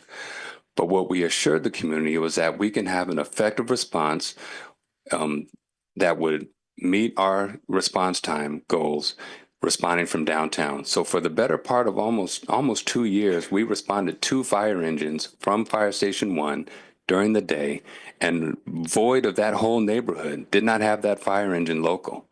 But again, we are very thoughtful and calculated to make sure that we don't deprive any community of an acceptable service based on our model. So again, it seems like we pulled that engine out of Fire Station 3's district, but it wasn't to deprive them. It was to say, okay, we have a goal to accomplish. How can we do this and make sure that the service is maintained? So that's what was done. So I just wanted to use an example that, we've been doing this a while. And when we make moves like this, it is very thoughtful, calculated, and it's very deliberate. And maybe you're all going to touch on this, but you have a modeling tool that you use. Can you Correct. explain that a little bit? I will. So we do have a predictive modeling program that we use. And what we do is we take the call volume from the previous year, and did you want to talk about that? He's much better at it than I am, but I'll talk about it and you can cover it if more. So what we do is we take the data from the year before and we plug it into this system and said, if we ran the same amount of calls as last year with these resources, and we could plug them pretty much anywhere. We could add engines, take them away, cross staff. We have the whole model. It's very, very robust. But we were able to use that to build confidence in this model. And we've been using that program to look at how when we did the Stanford contract, we had to run models with the Stanford contract. We ran models with when we were going through COVID, when we browned out the fire station, when we put the ambulance at Station 4 and pulled that. We looked at multiple models, well over a dozen different ways. And at the end of the day, this is what we came out to. Now, I will say that, predictive modeling isn't a sure thing. We've never said that. But outside of having a crystal ball and looking at how effective it has been in the past and what we've done, for example, let's use Station 3 as an example.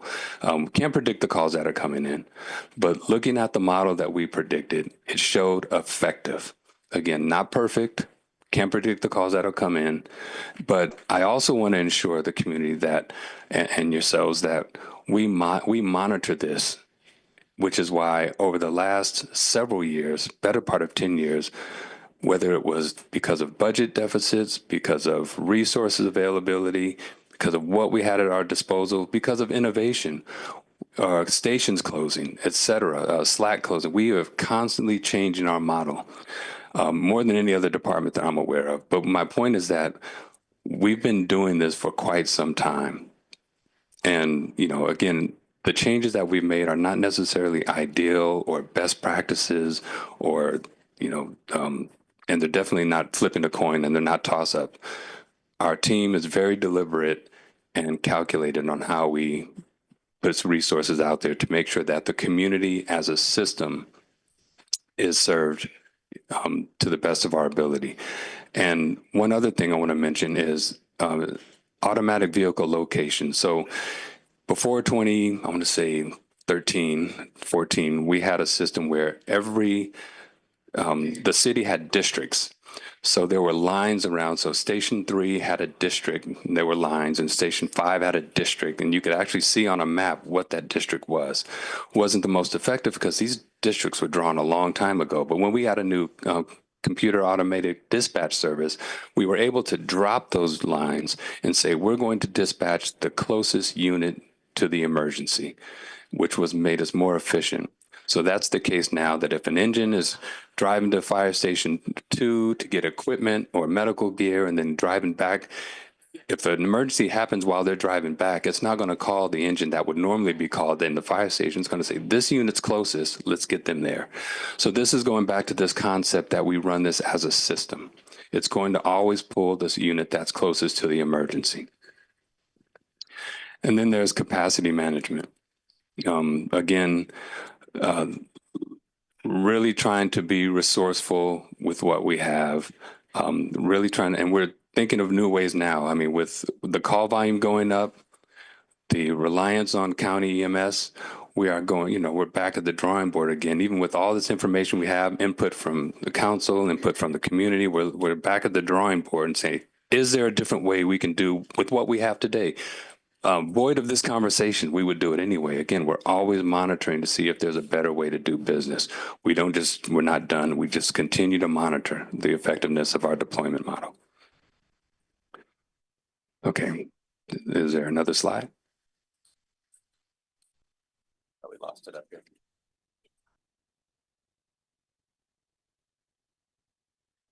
Can you go into detail about, so in 2022, because budget issues after COVID, we had to cut 2 engines. Correct. We chose to take those engines out of stations 2 and 4. Can you talk about the process and how those was chosen? It wasn't an arbitrary decision. There's analysis behind that. Yes, sir. Sorry, make it so people can hear me. Kevin McNally, Deputy Chief. So to answer the question, we did do dozens of different options, and Chief Blackshire gives us credit for running a lot of these, but we do use a consultant, Levram. They have a software called Code 3. It really takes into all of those accounts. There's a user option, but let's be honest, I'm not that good at it. So they really weed through the options. There's a system they call their optimizer, which takes it into itself and reorganizes itself, I think quite literally thousands of times, and comes up with a list of options that we can consider. With those, 2 and 4 really came down to the viable options, largely just because of the surrounding jurisdictions, the geography, the call types, the call volume and such. So with that, we did dig into them. If you take engine 4 or engine 2, neither was going to be an option. So to back up a little bit, EMS was becoming a much larger part of our jobs. So with the number of personnel that we had the choice of staffing fire engines or ambulances. The cross-staffing model with 3 different apparatus cross-staff wasn't working anymore, and more calls were being missed, more calls were being turfed to those county apparatus, as well as our call times were getting extended. So to fast forward between 2 and 4, the additional personnel left over after transforming 3 full-time ambulances into the system was 2. And that came to the squad option. It was new. We worked with our labor group to get that implemented. At Station 2, that gave us the ability to staff up a wildland rig, at least for a patrol, into the foothills for initial response where that engine is first due. And in District 4, it gave us an ambulance, which was the primary call type for EMS in that district. I don't know that you can satisfy everybody with those decision-making processes, but to Chief Blackshire's point, we look at a system-wide. Districts 3 and 5 provided an adequate response into District 4, whereas District 2, with the geography of it, neither 5 or 6 can get there quickly, and 6 is far busier than some of the other apparatus. So when we continued through that decision-making process, that was our ultimate resolution.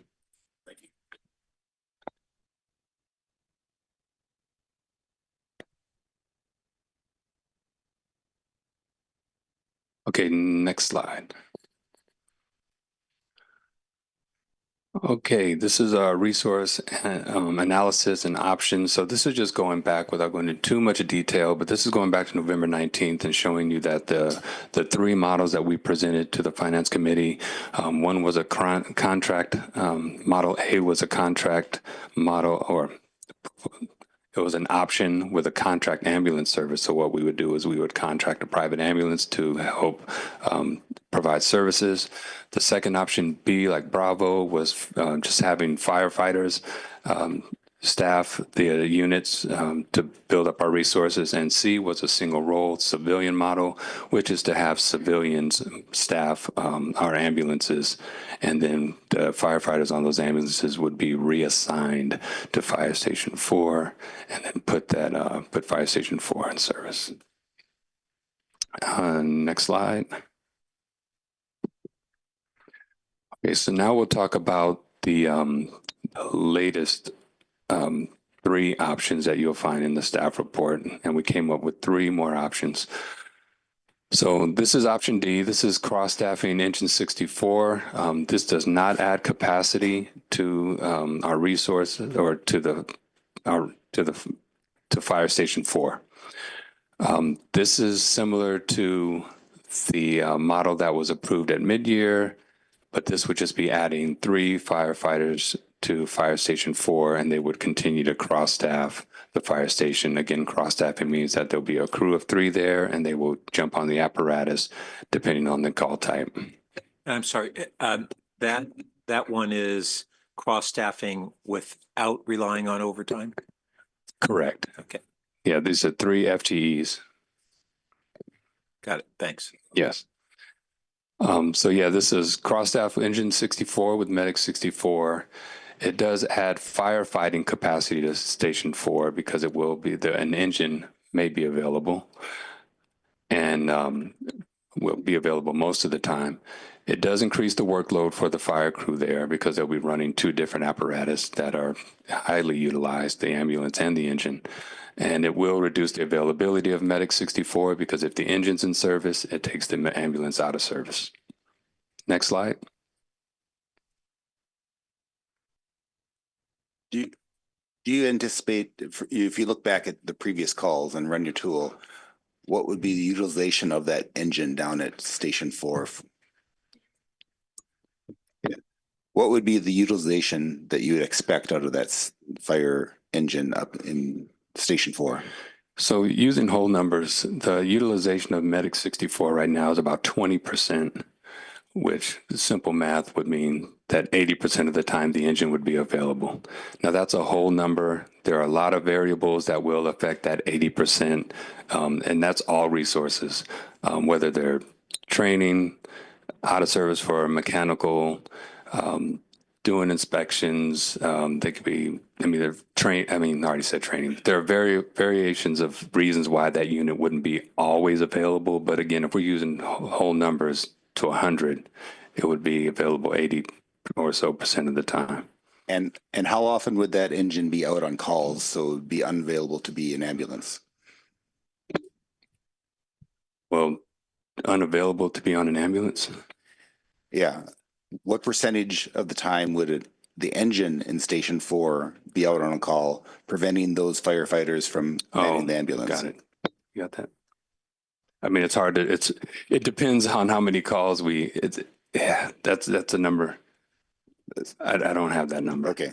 Yeah, and this model came about just recently. We do have a contract that we've used in the past with Levram. We haven't used it on this model yet. We haven't had time with them. So I can't give you an accurate representation of what that might be. To Chief's point, obviously time will tell, but we do plan on running that model with Levram when we can get time with them. Okay, thank you. Okay, so the next option is option E, single roll peak ambulance, no engine at Fire Station 64. Again, just a reminder for you and the audience, we are asked to come back with multiple options. So these are just options that will help the conversation in this regard. So the single roll peak ambulance with no engine at Fire Station 4. So this would be similar to the single roll model that we spoke of, which was option C in November. This would be single civilian personnel that would come in and staff a peak ambulance. That's it. It would add a fourth ambulance during the day. Again, that will help be more. It will help keep the Santa Clara County ambulance. It'll reduce it by 2/3 our reliability on county ambulance. So instead of calling them, I'm using just whole numbers, 300 times a year, with another ambulance during the day, it would go down to about 100 times a year. So a very effective resource. But this does not solve the issue of having the fire engine at Fire Station 4. This will help us move towards a single role model because we'd have to figure out, the logistics and the resources to get this up to par. But this will improve ambulance availability as well and reduce the reliance on Santa Clara County ambulance. I saw that in attachment B, you went back the history to 2011. And in 2011, we had the engine only there. And that was the case through fiscal year 2015. Correct. And then we had a cross staffing for 3 years. And then since 2022, we've had the ambulance only, correct? Correct. So under this scenario, Fall of 21, I believe. okay. Yes, August. Yeah, I was just going by the fiscal year. But, Sure. under Sorry. this scenario, would it be higher staffing than we've had at Fire Station 4 for a couple decades? Well, if we were to, so you're talking about this particular single role model? Yeah. So this, If I got this one, this is the one with the 12-hour peak correct.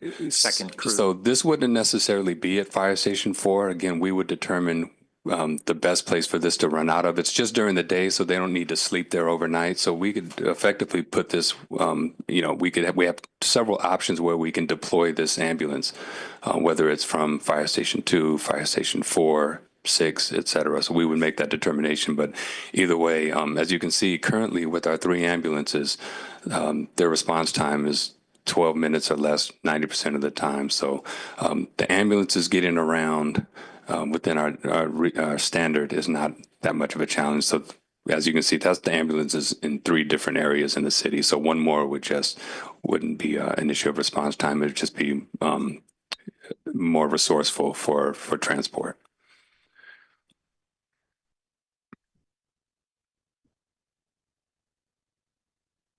Okay, so next we're on option F, which is a single role and fully staffed engine 64.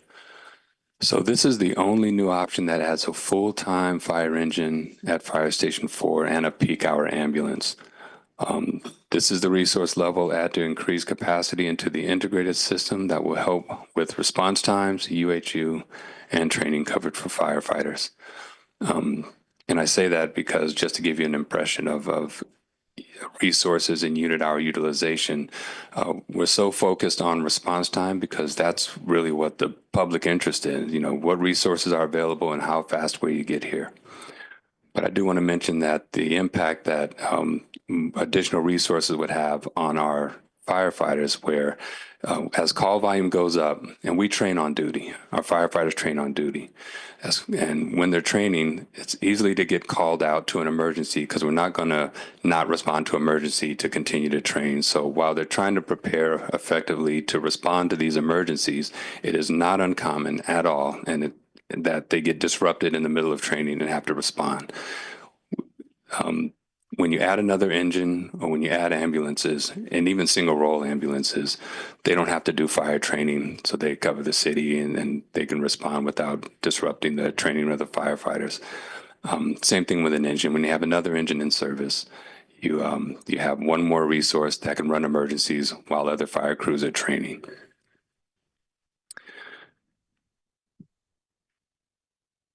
And one more point before I pass it on to Amber Cameron, who will talk about the budget, is one point I wanted to make about the system is that I want everyone to understand that the engine that's assigned to that particular station is just stationed there. They're not assigned to cover that particular area. It is very common during the day, during peak hours, that sometimes we go down to one engine available in the whole city. Sometimes it's two, sometimes it's none. So there's no guarantee that any fire engine in any neighborhood is going to be available to run that emergency. Sometimes, having a conversation with Councilmember Rectal, showing that, sometimes if fire engine 63 at station 3 is the only one available, that engine is responsible for the whole city at that time, because every other fire engine, truck, ambulance is on a call. That means if there's a call in the foothills, fire engine 3 from Rinconada Park has to drive up the hill, whether it's on Stanford, South End. So that's when I talk about a system, that's truly how we run. It's not an excuse. It's not a cop-out. We are a system. So there's no guarantee that that unit in that neighborhood will always be ready to run calls in that area. It's going to be, again, automatic vehicle locator, the closest resource. So I just want to make sure that we're clear that that's how the system works. So the closest engine will not always be the one in that neighborhood. If we have two simultaneous calls, the engine goes to the one that called first, and then the next due engine, which is the second closest, goes to the next one. So I just want to make that clear. Okay, so I'm going to pass it to Amber Cameron, who's our analyst, and she will talk about the bit of the budget here. Can you turn to the next slide, please? And thank you, Chief Blackshire. Good evening, committee members. I am Amber Cameron, Senior Management Analyst for the Fire Department. And I'm going to bring this a little closer to me. All right. From the November meeting, the committee had asked us to research potential ways to generate additional revenue. And for the EMS and fire response service areas, this could be from ambulance transport billing. To give you a quick overview of our ambulance billing, the fire department bills medical insurance whenever we transport a patient. We've provided what we call the payer mix on this slide, which shows that there are 4 categories of insurance types that we bill. You can see that folks with Medicare and Medicaid make up most of our patients. That's important to know because those insurance programs do have caps on how much they will reimburse for an ambulance transport. So while our current fee is around $3,000 per transport, we typically receive about $1,000 from Medicaid and Medicare insurance programs because of those caps that they set. Commercial insurance makes up 27% of our patient population, and that's the term that we use for insurance companies like Kaiser or Blue Shield, the types of insurance that most folks get through their employer. Commercial insurance is obligated to pay the full rate of what we bill, and therefore most of our collected revenue is from commercial insurance. The last category is for self-pay, and those are about 5% of our patients. And these are instances where the individual is uninsured or we just could not collect insurance information from the patient, which is very rare. Looking at increases for the fiscal year 2026 budget, the current ambulance transport revenue has exceeded the budget revenue target over the last few years and is on track to exceed the target again this fiscal year in 2025. You will see this incorporated into the proposed budget that will be presented in May. In addition to that, the citywide municipal fees study that is planned to be presented to the committee in late April. In that study, you will see a proposed increase to the base fees for ambulance transport, as well as the addition of a new first responder fee. A first responder fee charges for the engine response time to EMS calls. Right now, the ambulance fees are based on the costs for just the ambulance, and we are not charging for the engine time when responding to medical calls. Other fire departments in California have adopted this fee, including the city of San Jose that just recently approved to begin charging this fee starting in 2026.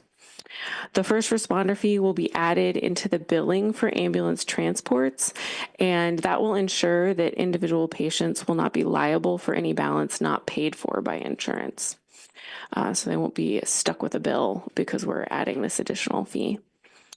The estimated amounts of additional revenue generated from the new first responder fee and the increase to the base transport fees will be included in the report that you receive from Matrix Consulting.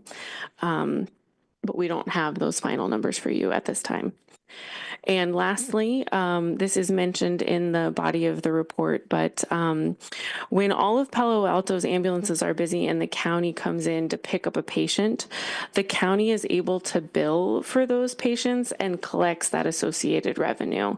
So it's kind of like a loss of revenue that we're not able to respond to that particular call.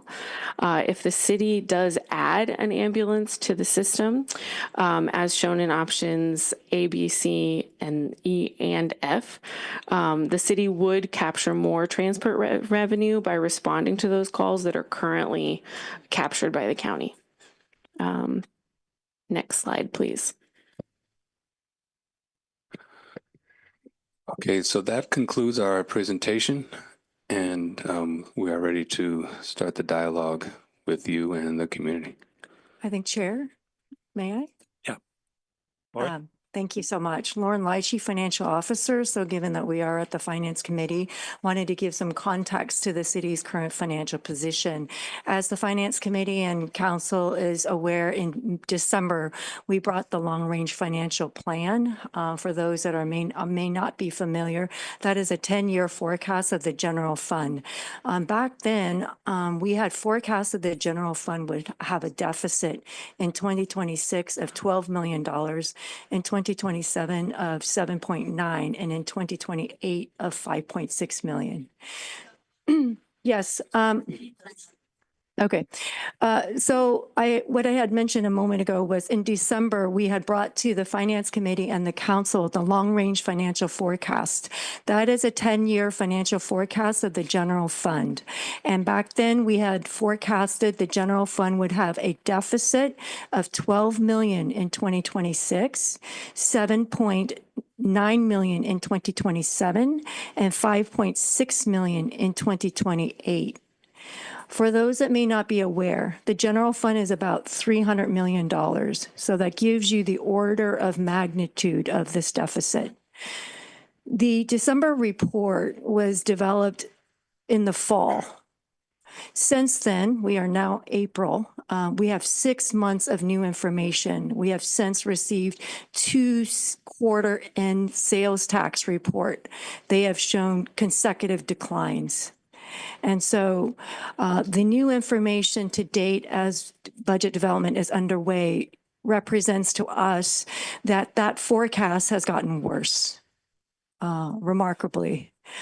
So I wanted to give you context of that because this is an important service, but also it is in the context of our financial position and in the context of the budget development in the upcoming months. So the budget will be transmitted to the council at the end of April. We will have our study session May 5th. It'll come back to this Finance Committee body on May 6th and 7th. So we wanted to provide an opportunity to continue to have in-depth information as we engage with the community and look at our financial position and make important community decisions. Thank you. And we received an update in February on the long range forecast. I think it was February, not March. Can you share those updated projections? Are you referring to the mid-year report? Because in February, we do a mid-year update. Yeah. Yes. So in February, we have an mid-year update, which we did appropriate additional investments in fire. Not much change on the revenue and expenditure side relative to fiscal 2025. So that's the fiscal 25 update. That was in February. Some new information has come since then, in particular sales tax information. And that unfortunately has shown 2 quarters of negative trend. Correct, the sales tax. But what are those updated numbers? I'm sorry, relative to sales tax? Well, the impact, we received the update on the projected deficit. The latest update, I thought, took us to 14 million this coming fiscal year, and then increases the following 2 years as well. Correct. In These deficit. Yes, these are preliminary. Yes, So, but they're the latest, so I just want to make correct. sure that you cited the previous ones that we now know are outdated. Correct. And even though the latest ones may be subject to an additional update, I just want to get those numbers out on the table. Yeah, the order of magnitude, so that's under development right now. We were given numbers back, was it 2 months ago? Those are the numbers I want to have shared this evening.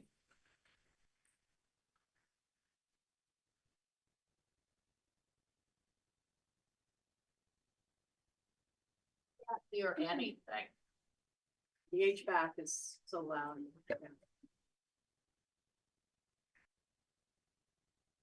We can pull that up subsequently, but yeah, the council was presented those, sorry, I'll speak closer to the mic. The council was presented those numbers, and I just want to make sure those are the numbers we're talking about tonight. Let us get back to you. Okay. All right. So what we'll be doing is any questions from council, then hear members of the public, and then we'll have discussion and action or recommendations. And we have how many speaker cards so far?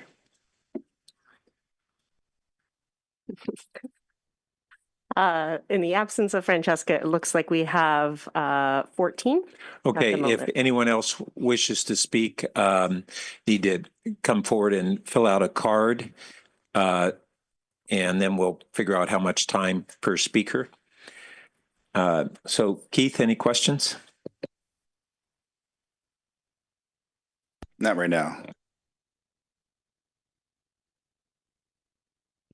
I have a couple. So one is we are receiving about 300 service calls from the county on ambulances.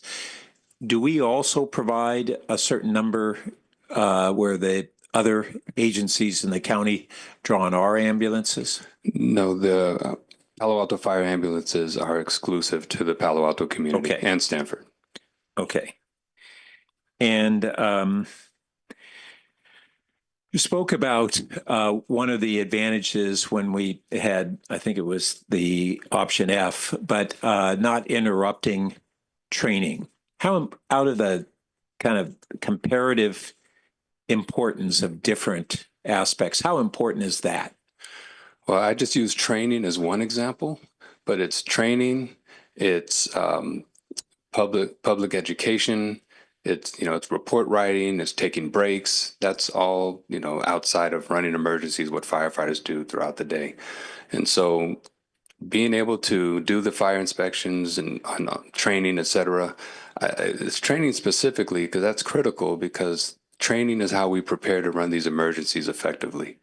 We have training that's mandatory. We have training that's specific to different positions. We have training that's specific to promotional opportunities. When a firefighter is trying to become an engineer, they can't practice at home because they don't have a fire engine at home. They have to practice at work, putting a lot of hose on the ground and running drills over and over again. But again, when an emergency comes in, they typically we just have to cut, disconnect the hose, put whatever's on there, and then run on the emergency. So that utilization, being able to have more resources for the firefighters to be readily available to train, conduct inspections, to do pub ed, to do the report writing, to take their breaks, et cetera, is important. And I say the training aspect is critical, whether EMS or suppression training. Yeah, and I mean, we have to do that training, but what would be different is less interruption in the training. Correct. And my question really is how critical out of the scheme of things is having the staffing that would minimize the interruption? Well, that's why, for example, the peak ambulance is during the day. That's just one example. To be able just one more ambulance to cover while, if an ambulance is on training and 3 calls come in, those 3 ambulances would be able to cover those calls. Same thing with that extra engine. An engine can cover the district while another engine's training.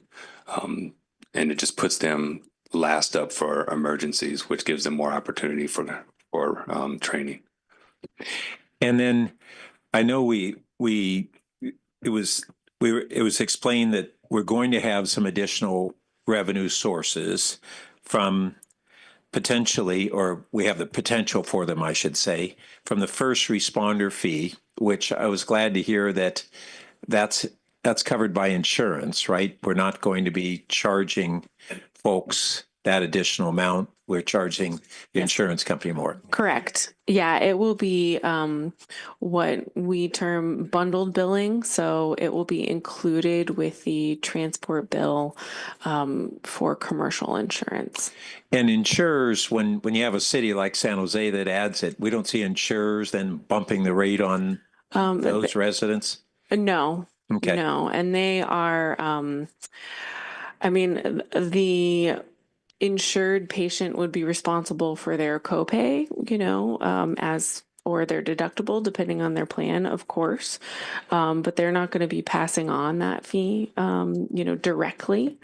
And another thing to note is that the insurance company is not allowed to kind of push back on us for that fee. They have to pay the fees that we adopt by law.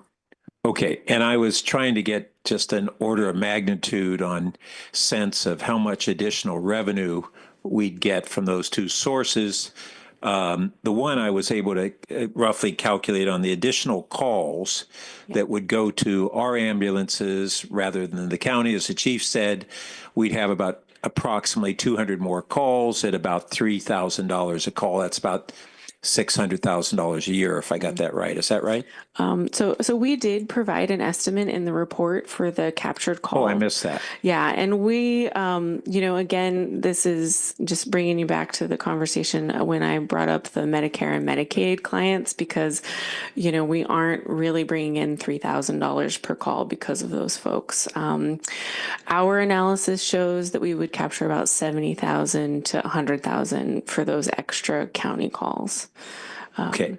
And then I know that you don't have a number yet, but kind of an order of magnitude on the first responder fee. Is this hundreds of thousands or $1 million or who knows what? Yeah, it's, I guess preliminarily it's between $350,000 to $400,000 annually. Great. That's very helpful. Yeah. Okay. Still nothing? All right. So let's go ahead. We have 14. So we have 13 public comments in person and 2 online. All right. Well, let's go ahead and give each speaker 2 minutes to speak.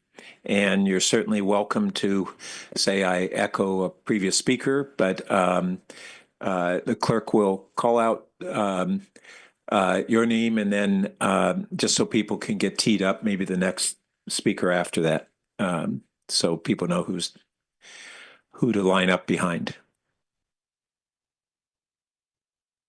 Oh, and they're posted now, so you can see it.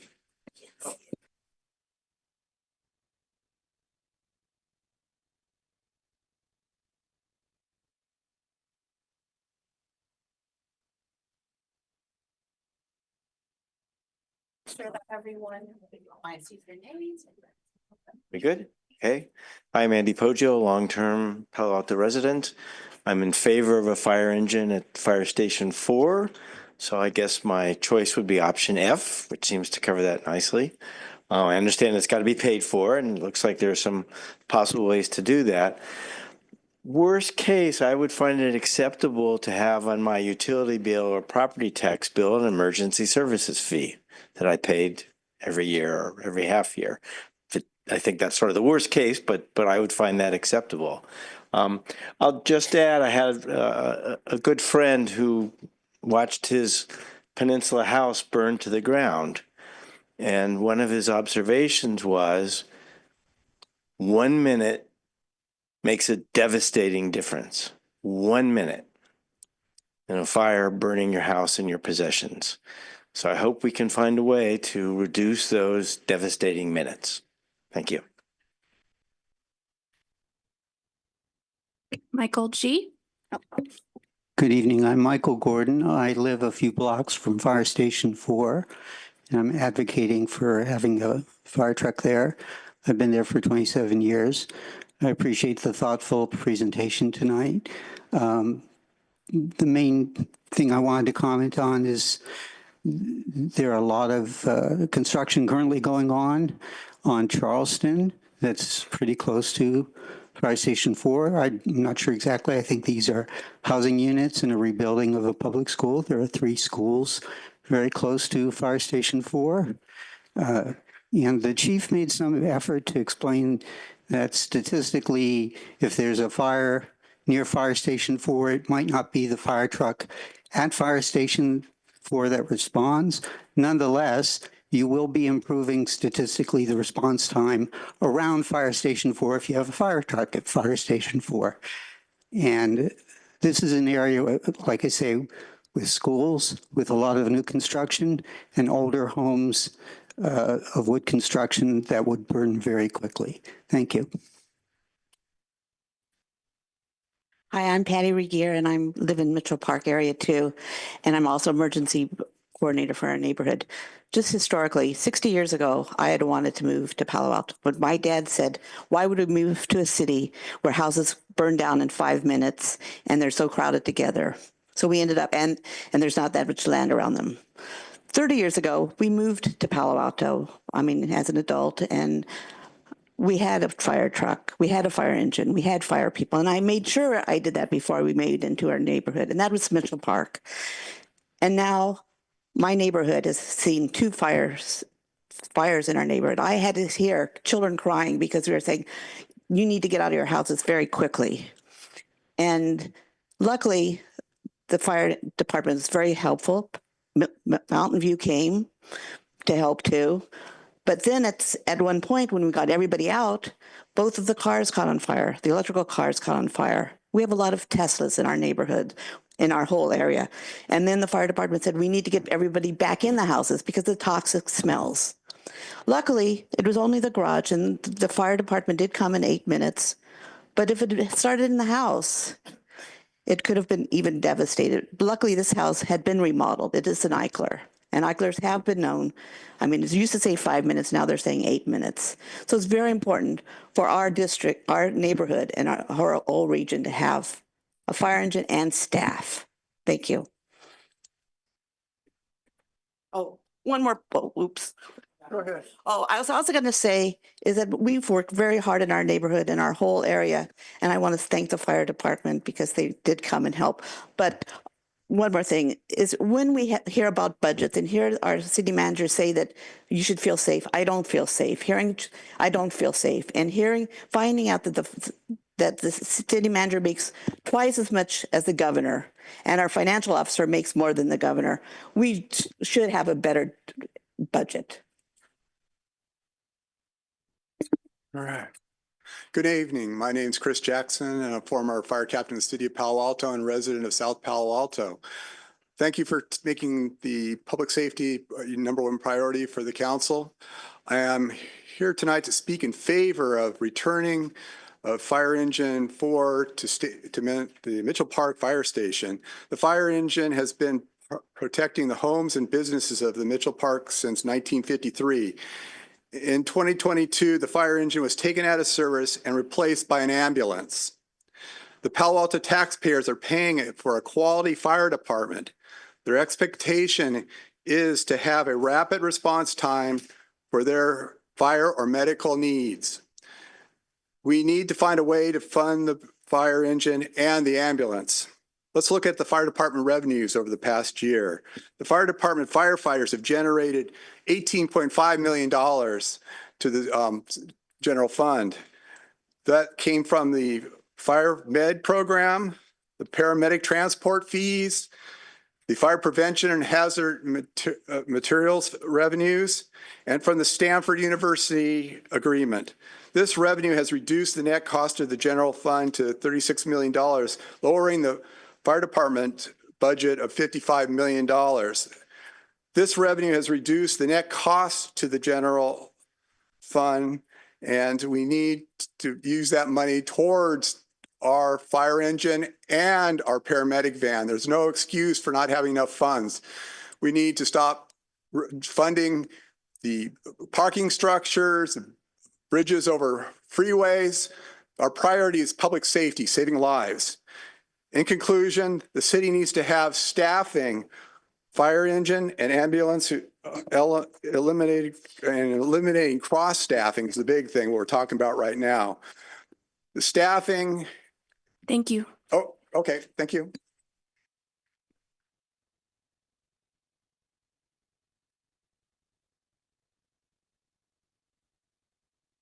I am Shirish Puranik, 20 years resident of Palo Alto, and also live very close to FS4. I strongly support having a fully staffed fire engine in FS4. And I think the prior speakers made all the great arguments at multiple schools. In addition, I have like a 90-year-old parent living with me. She's very immobile. And I think that to me is a very immediate concern if something happens, the fire breaks out. So really appreciate all the work that you folks are doing, but would really strongly please consider this, making this a priority for the city. Thank you.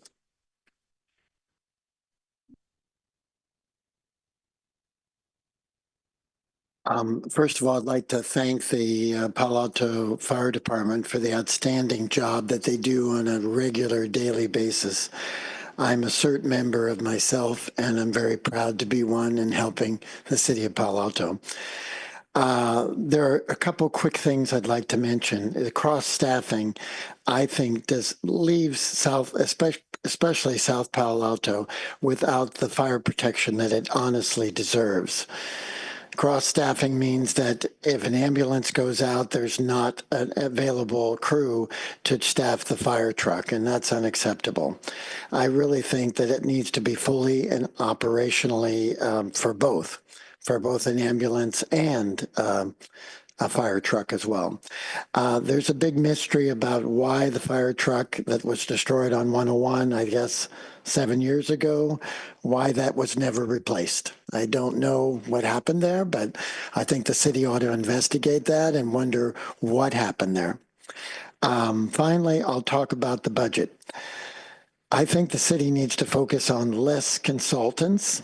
That's one of the issues that's very important, and work closely with the citizens here who have a knowledge of not only city planning, but other skills as well. There are other ways to increase revenue as well, especially looking at raising development fees and looking at other ways that the general fund can be increased. So thank you.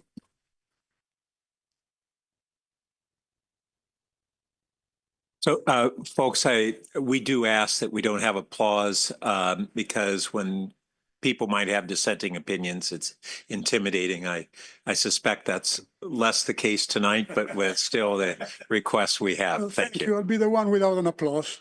No problem.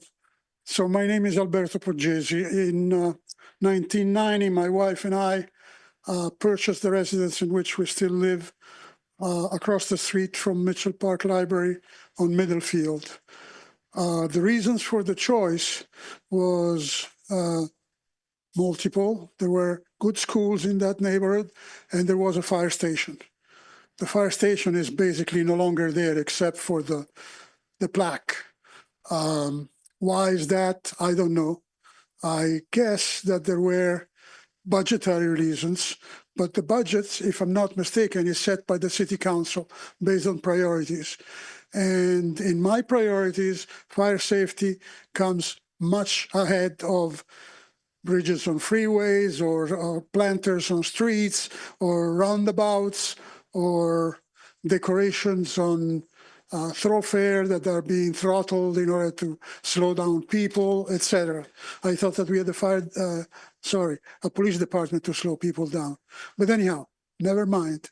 I wanted to thank the chief for an interesting and illuminating presentation, which unfortunately reinforces the concept that everything is done to obey the God budget. And the budget was not given to anybody from Mount Sinai in tablets, but is established every year by the council. So I urge the council, and this is probably the right committee to talk to consider the priority of fire safety as a high priority, particularly higher than the decorations that I was referring to. Oh, the roundabout is another one. The roundabout is keeping firefighters, fire trucks from navigating certain intersections. And that's not a good idea. Thank you so much. Thank you. Thank you.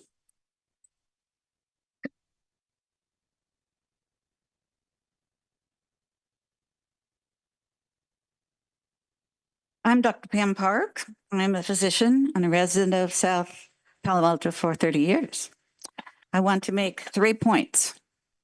We need to fully staff fire engine number 4 with a dedicated 3-person crew.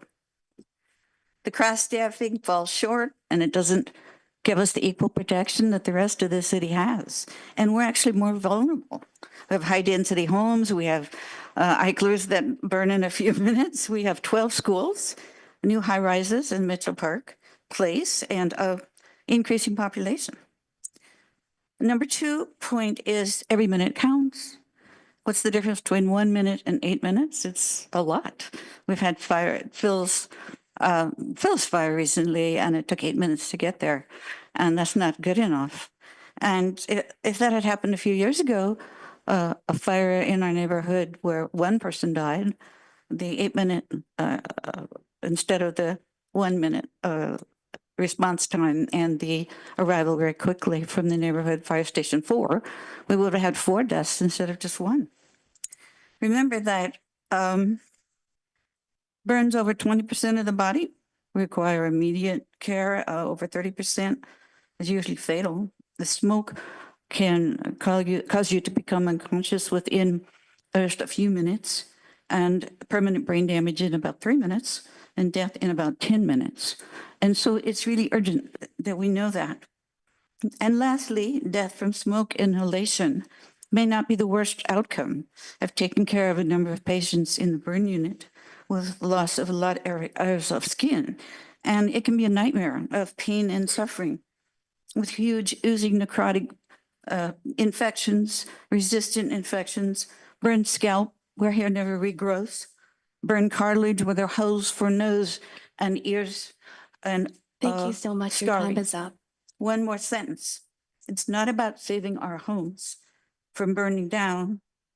It's about saving our family, our pets, and our children from burning up.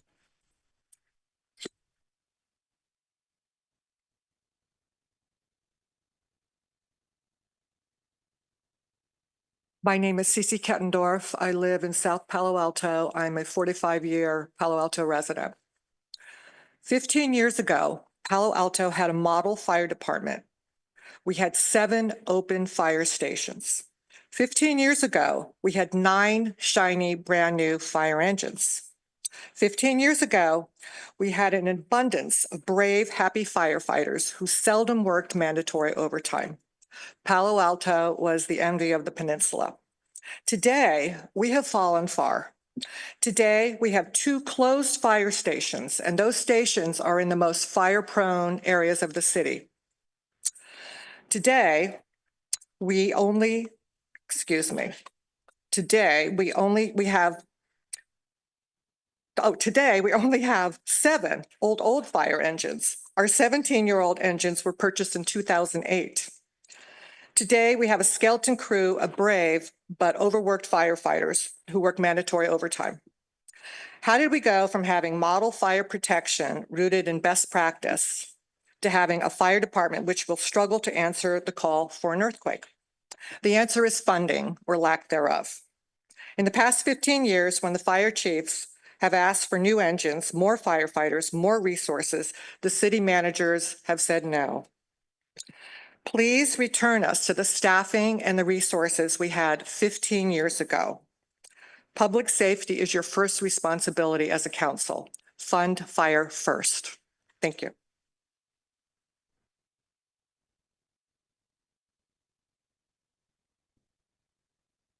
Good evening. Thanks for having me. My name is Joe Panko. I'm the president of the local firefighters union.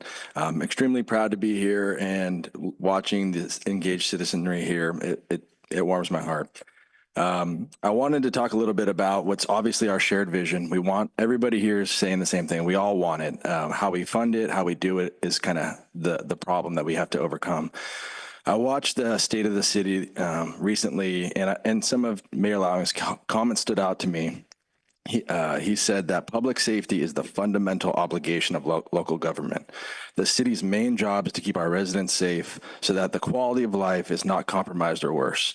So to me, I'm biased, but this is the first thing that we need to solve, and everything else should kind of come after this. I'm biased, like I said. It's the 2025 priority. It was shown on the slide as the #1 thing on the list. So I know the council hears that there's these issues that we need to solve. We have buildings and things going up in the south end of town that are greatly expanding our already overworked fire department. I worked at Station 4 yesterday, and whatever the UHU say, we were unavailable a lot on the ambulance. So fires that came in during large stretches of the day, we would not have been there. Mayor Lowing also said that we have this is a quote, "I really want you to hear that we are in a very strong financial position as an organization, and our cash balance is strong. Our reserves are strong. Our access to capital markets is significant." He complimented the financial crew, which I agree, very smart. Let's put the crew to work to figure out what the best way forward is, but let's fund Fire Station 4, put an engine in service, add the ambulance as well, because we want to lower the response times. But let's do this all in a healthy way, and let's do it quickly, because some of these plans are multiple years in the making. So sometimes it's just the easiest thing is to not do 10 different deployment models over 15 years. It's just to fund the fire station with firefighters and get the people to work. Thank you.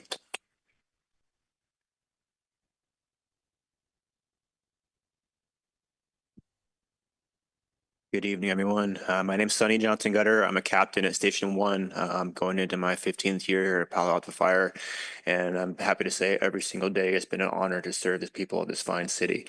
I'm here today for three things. I want to advocate, I want to thank, and I want to implore.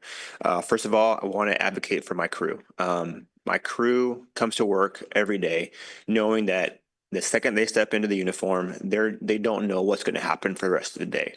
The best thing that I can give my crew is a little peace of mind and a little bit of a surety that we can get the job done. The cross-staffing model does not help that. It makes it very difficult for me to help my crew. So I'm here to thank as well. Thank City Council, thank staff. Thank all of you for giving me the opportunity to serve the city. Thank City Council for the amazing fiscal responsibility. Thank the citizens for coming out tonight and making your voices heard. As citizens, we don't care if we pay for a product that delivers.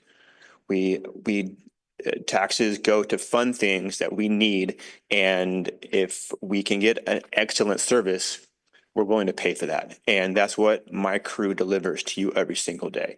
Every time you call 911, I make sure that my crew comes to you with joy in their hearts to be able to serve you whatever the call, whether you need help off the ground or your house is on fire, we are here to serve you. And I'm here again to implore City Council to listen to your citizens, listen to what they want, and make sure that they get the service they they deserve, the service they've spent their whole lives paying for, and to implore that you don't stop making your voices heard. And my crew who's listening, I implore you, keep working hard and keep serving this fine community. Thank you.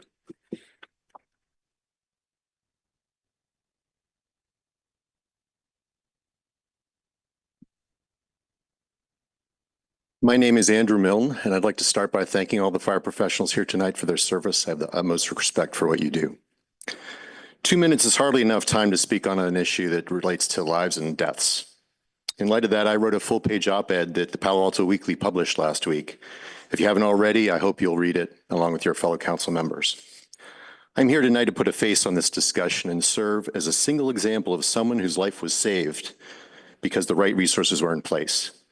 In my case, it was actually the crew of a fully staffed Engine 64 who stopped my death from cardiac arrest 9 years ago.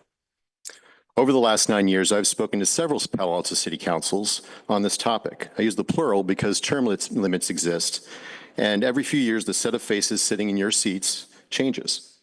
I've watched how they typically explore this issue. They ask questions of the city manager, and typically ask questions of those who report to the city manager, like the fire chief, or consultants who might have been hired by the city manager. Invariably, the perspective they get is filtered through a particular viewpoint.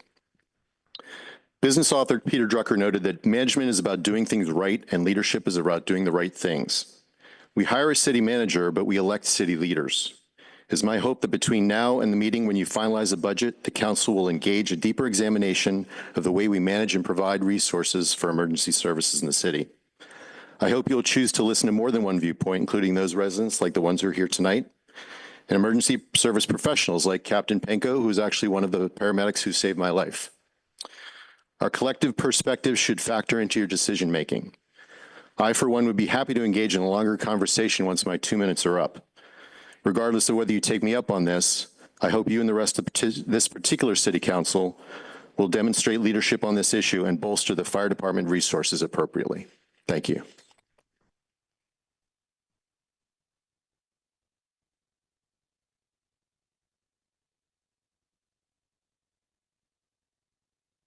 Staff report, page 3, the Stanford contract covers fire services only and explicitly excludes any costs associated with ambulance transport services.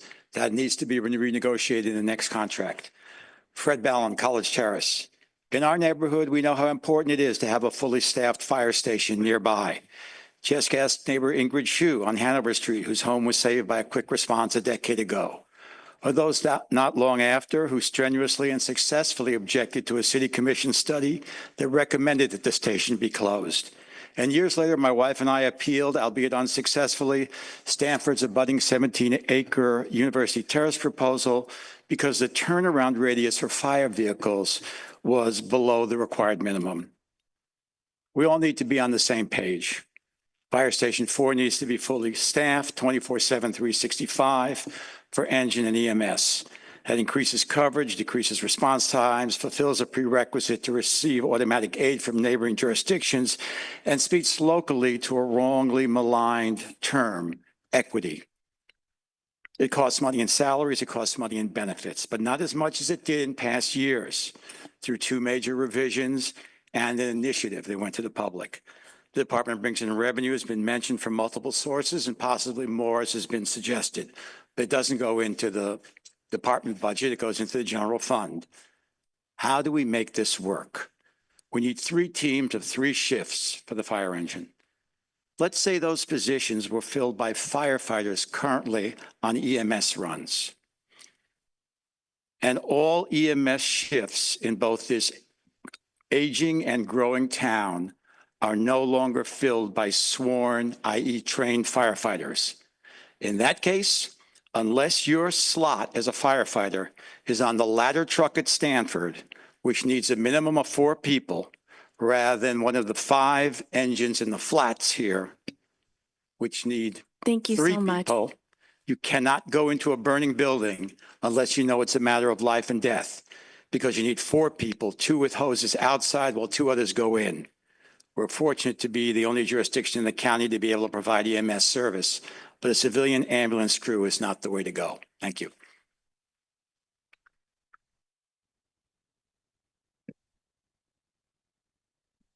Okay, and I have two people on Zoom that wants to speak. The first person would be Daniel F.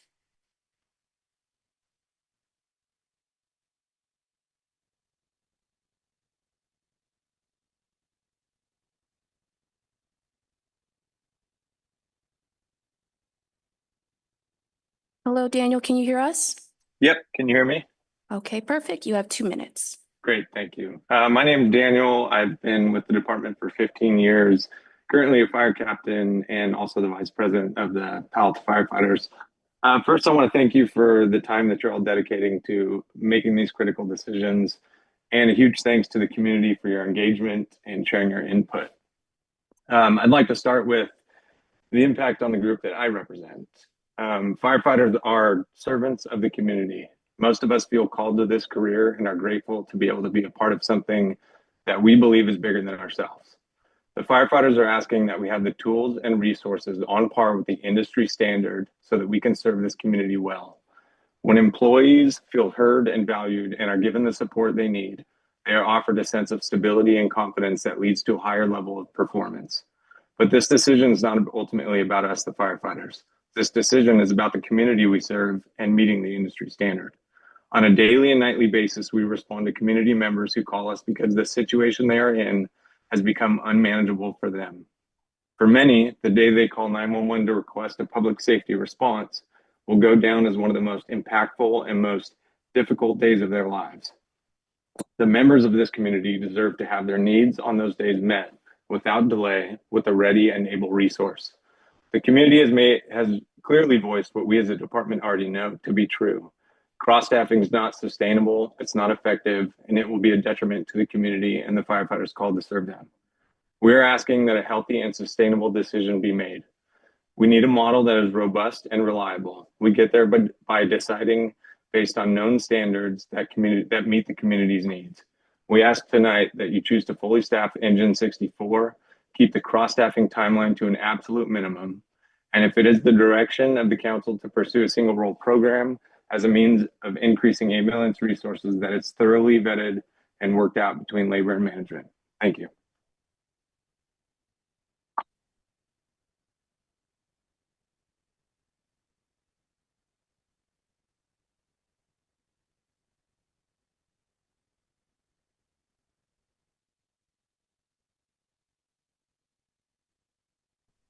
Attendee with SV working_blue, go ahead. You have the floor and you have 2 minutes. Thank you. This is Forrest Peterson. Sorry, I used one of the other accounts. Apparently everybody wants to have Zoom calls on Tuesday evening, so I ran out of Zoom accounts. I'm a resident of Palo Alto. I have 3 kids in public school here. I try to stay publicly involved, and I am the only Labor Council delegate in Palo Alto. So I want to speak on behalf of the firefighters, and I want to point out a few things that I've noticed following this discussion of the fire crews support for the Mitchell Park Station, to not have cross staffing, to have an engine there at Mitchell Park. And that's that throughout this whole dialogue, the fire crews have been showing up at these meetings, calling in, talking, listening to all the same points we've been listening to. And they consistently have stayed on that same position, that they feel professionally, their opinion is that having a fire engine at that station is the tools that allows them to have the capacity to provide the best service to the city of Palo Alto. I think a lot of the fire department isn't able to live in Palo Alto because of the cost of living. And I think that's something to remind ourselves that, our job is to try to provide a community that our public servants are allowed to live within the city that they provide the service to. And so what I want to point out is that, one of the important things in decision makings that I rely on, at least, is that I listen to the people who are the boots on the ground, the people doing the job. I try and listen to their opinion first, because I know they're the ones who are actually doing the job and probably thought of all the details that I didn't think of. So with that, I want to thank you for your time, and hopefully you make the decision to support your fire crews, our fire crews, and staff the Mitchell Park Station. Thank you. Chair Burt, I do see one more person that I may have missed. Do we have time for one more public comment? Go ahead.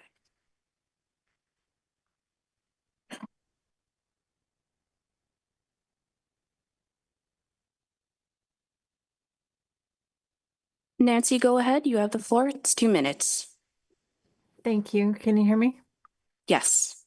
Hi, my name is Nancy Solis. I grew up in Palo Alto and I came back here almost 20 years ago. I live in the south of Midtown, so fire station number 4 is pretty close to my home. I am here to just echo what everyone else was saying, and I'm also a realtor now, so the Lorax speaks for the trees, and I guess as a realtor, I speak for the homes, and I don't want to see them burned down. I had a house fire here. I emailed the city council about that. And if the response time had been any longer, I would have lost everything. So I think it's really important to keep public safety as a top priority. And I appreciate all the firefighters, everything you guys do, and the city council members for listening, and to the staff. So thank you so much. That concludes public comments for item 3. Thank you. So we'll now return to the committee for additional questions and discussion. And just to be clear, our actions tonight are to provide feedback and a potential recommendation to the council that would help guide the budget development and the labor negotiations or changes in the administrative process. So this is really to try to give guidance and input to the staff for what's coming back to the council and the budget recommendations in early May is when the council will receive the staff recommendation on the budget. And then it'll go through a month of council and finance committee and council review again before the budget's adopted in mid-June. Lauren, did you have something? No, okay. All right, Keith, you want to plow in? Yeah. I'm someone who lives in a South Palo Alto Eichler, and I do feel safe today. We have a very good fire department. We have a mesh of fire engines all over the city that will come and put out the fire regardless of other calls that are going on. But that said, I still would like to feel safer. So it's always good to be safe, but safer is even better. So I'm interested in option F. One question, the 12-hour peak ambulance is now going to be staffed with firefighter overtime. Could we instead have single role ambulance instead of firefighter overtime for that? Thank you for the question. I can answer that. That is what was proposed as option C. So if you look at attachment C, the table 7 staffing options summary, the department did present that as an option in the November report, and that is shown as single role civilian option C. And everything else the same? That's the only difference between C and F? Correct, yeah. So option C includes 2 full-time single role ambulances and a 12-hour peak ambulance that is staffed with single role civilians as well. And option F is 2 full-time ambulances staffed with single role, but the 12-hour peak ambulance is on overtime. Okay. Now, single role seems very attractive just because the cost is less, the training is less, so you don't have to go through the full fire academy, and also the staffing is easier. So, can we mix and match? For example, if we have a single role ambulance, and someone's on vacation and we have an extra firefighter, can the firefighter go over and have a mixed crew? Or also if we have a firefighter ambulance, if the firefighter's on vacation, can we bring someone over from the single role to fill in that spot? Yeah, the short answer is no. If the single role ambulances would be staffed with civilians, in that model, there's one ambulance that would still be staffed with firefighters, and that would be to complement our full effective response force, which is how many personnel we would have to have respond on a fire to do the tasks that would be done on a fire ground. So ideally, we would not mix civilians and the sworn personnel on the apparatus. Is this a training issue or a labor issue, or why can't we mix and match? Well, I mean, depending on the types of calls they run as well, to have, so if we had an ambulance that had a fire, and I'm just thinking because you asked this, but if we had a firefighter and a civilian on an ambulance and they responded to a fire, we just have that one firefighter to be a resource as opposed to two. We typically operate in a buddy system, not saying that firefighter couldn't be assigned to another group, but and that's, I mean, if we really went into the weeds, we'd have to work something out with labor on how they would work in that capacity as well, mixing crews like that.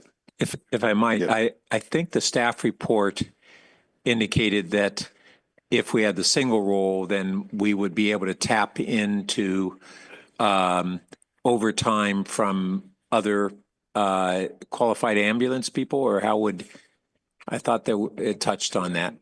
Yeah. It did. If you look at it, I think as Mr. Rectal said, either or, we could take a firefighter and work them down on the ambulance, but to Chief's point, there would have to be a separate set of duties assigned to that apparatus at the time. We could not go the other way and put a single role person on a fire engine. They're not trained, equipped, or ready to do those jobs. But can we call in if we had a need for overtime on the single role? We can call that in from the private sector. Is that correct? Is that what I read? Not from the private sector. That would be a firefighter working down. However, the way it's built out, there's additional personnel. They're deemed hourly at this point, backfill positions. To Chief's point, when we hire firefighters in threes for a station, we hire an extra body for backfill, vacation, sick leave, and such. We put hourly personnel in there that could use backfill, vacation, or sick leave on those apparatus at a lesser cost, as well as a training opportunity to bring new folks in. Okay, thanks. Okay. I would just like to clarify those hourly backfills and a little bit of overtime for the single role are included in the costs in Table 7. So we did try to capture all of the costs associated with that division. Okay. The 12-hour ambulance, can that be stationed at any station? We can have it respond from any station. Because it doesn't need beds. They're just correct. They just need a spot to. Correct.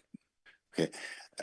If we were cross-staffing down in Station 4, there's only 3 beds there, so we can't have a full-time ambulance and a full-time engine right now. That is correct.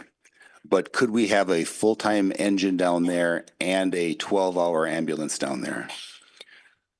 Yes, we can, a 12-hour, and we would, the current ambulance, well, I'm sorry, you're saying cross-staffing? He said it, but I don't think. Yeah, okay. If we, instead of having cross-staffing there, could you have a full-time engine and a 12-hour ambulance down at Station 4? Correct. And we would move that 24-hour ambulance there, that's right now, to another station. We would relocate that. If you're talking about the current resources we have today in addition. Correct. So we would move that 24-hour ambulance to another location to respond from another fire station. Okay. Councilmember, I think you're also asking perhaps if you were to stop cross-staffing at Station 4 and just staff that as an engine, which would mean you would be taking a 24-hour ambulance out of service, transitioning it to an engine is what I think you were getting at, and then putting a 12-hour. Because, right, you have 3 staff that are at Station 4 right now. What I was getting at is looking at what route could we have to have a fully staffed engine and a fully staffed ambulance down to Station 4. And we can't do that right now because of beds. Correct. And so would another option to be have a fully staffed dedicated engine, no cross-staffing at Station 4 and a 12-hour ambulance? Would that be an option at Station 4? Single row ambulance. Yeah, logistically we can. Okay. It's just a budget issue then? Correct. Okay. Okay, that's all.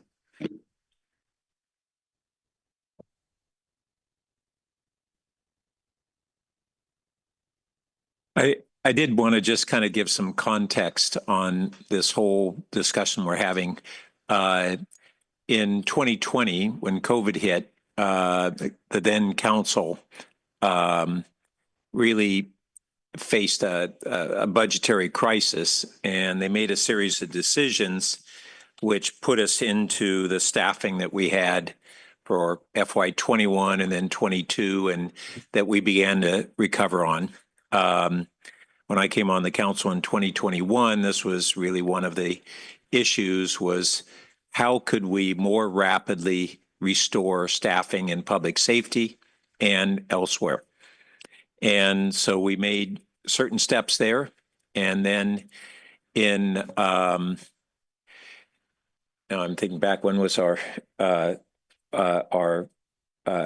business tax? It was 2022. Yeah. And so in the fall of 2022, one of the things that we did was to initiate a business tax. The voters supported it. 1/3 of that funding was to public safety, 1/3 toward transportation, and 1/3 toward affordable housing. As it so happens, I led that charge on the council, and Councilmember Rectal led the voter initiative. And that's how we got another step in this direction. Now we're looking, and this is where last fall we began this discussion of how do we close this remaining gap. We've come back 2/3 of the way or so to where we want to be. I don't know whether that's the right figure, but how do we get to that next gap? I am really interested in the single role approach, which basically enables us to have greater ambulance coverage at lower costs, lower amount of cost increase than we would otherwise have. It becomes, I think, more feasible. And then the question that Keith was really, I think, probing at is, within that model, what would be a step-by-step approach? And so if we are looking at a first step in that single role, would it be, how would that occur? A highest priority might be a 12-hour as maybe a first step there. And then as we ramp up to eventually getting 2 full ambulances covered by single role, is that what's in what I thought was F, but maybe is more accurately in C option? Or E? Well, so it's almost like, the options are available and, for consideration on how you can piece it. So what I'm hearing is that you like option E, where it addresses staffing a 12-hour ambulance. Keep in mind, E does not address engine 64. It's just the ambulance. So it would be the way that option E is written. It's the current medic unit out there, ambulance, and an additional 12-hour at that. So let me try to phrase it so I make sure you're answering the one that. So first, I like the option, and as we discussed last fall, of looking at this single role, and then I also want to see an engine at Station 4, and then how do we if we are looking at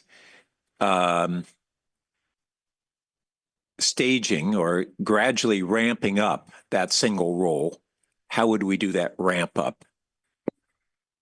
Well, starting with the 12-hour is an option. Looking at the figures that it would cost to ramp up the 12-hour, it's a lighter way to move that in that direction. It's a lower cost because it's only the 12-hour, which means fewer personnel.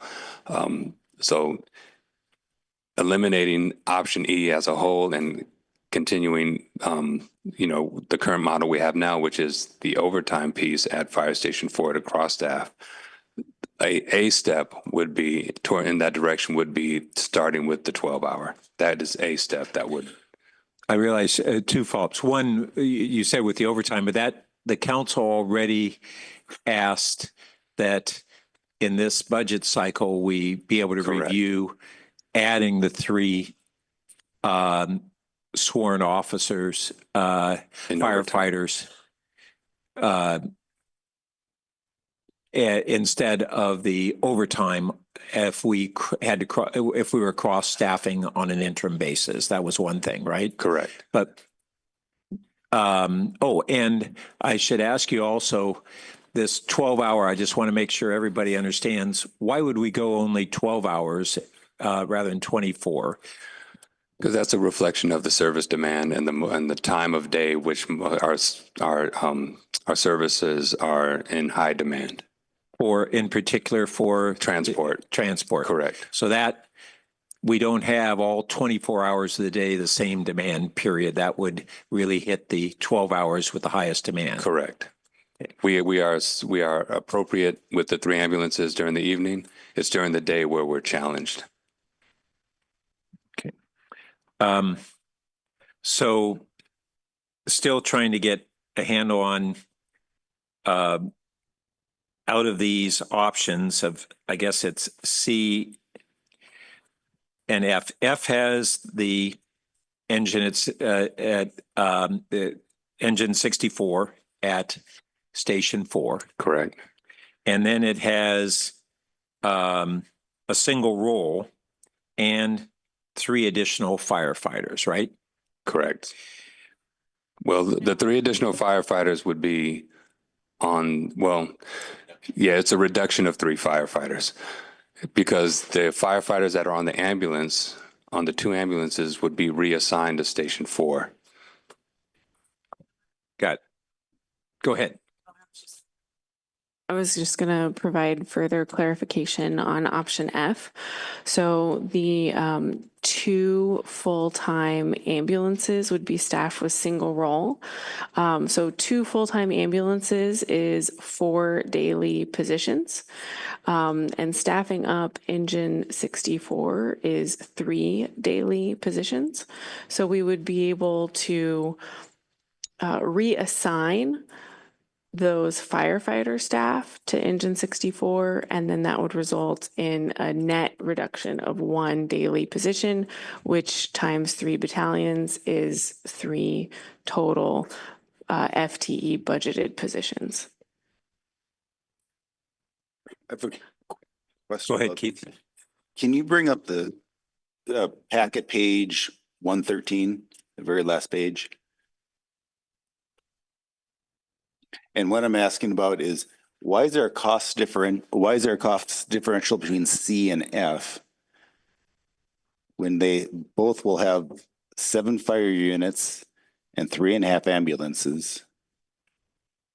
Sure, I can take that. So option C staffs the peak ambulance with single role full-time employees, and option F staffs the peak ambulance with overtime from firefighters, which the overtime is a bit cheaper than the single role full-time employees. Under the single role plan, the peak ambulance would be staffed on a different shift schedule. So we would have full-time employees staffing for just the 12 hours. So instead of 3 battalions, we would have 2 shifts. So yeah. Okay. Yeah. And the cost for full-time employees is typically more than just overtime. I was under the impression that 12-hour overtime was not very popular. Among the firefighters. Okay. Correct. Correct. Yeah. Okay.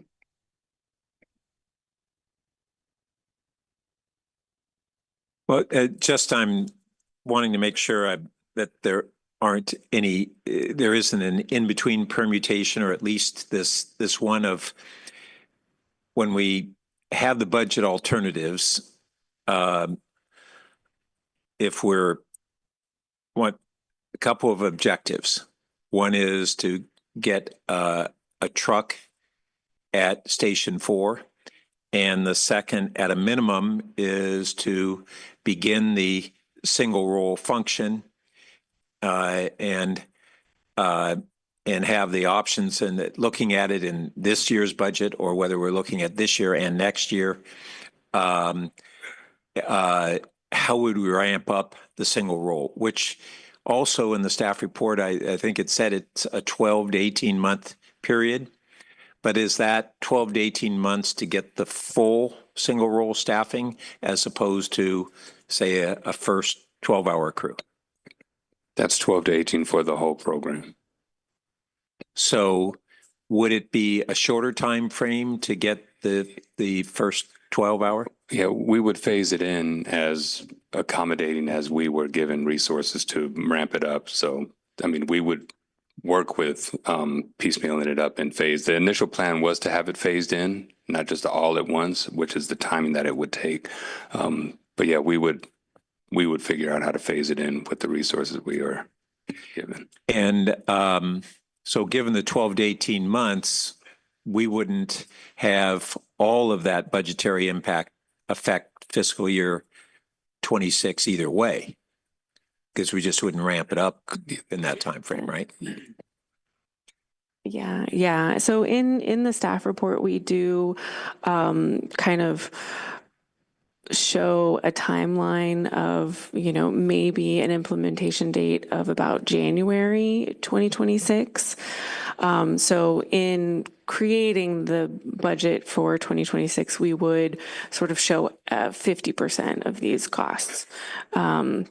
The other thing that I just want to mention is in option F, that's part of why we were looking at utilizing overtime for the peak ambulance, because that allows us to put the peak ambulance in service ASAP, so that's augmenting to the overall system. And while we negotiate with labor and we, stand up a brand new division and hire and train new single role civilian staff. Well, the timeline's on page 113 of the packet also.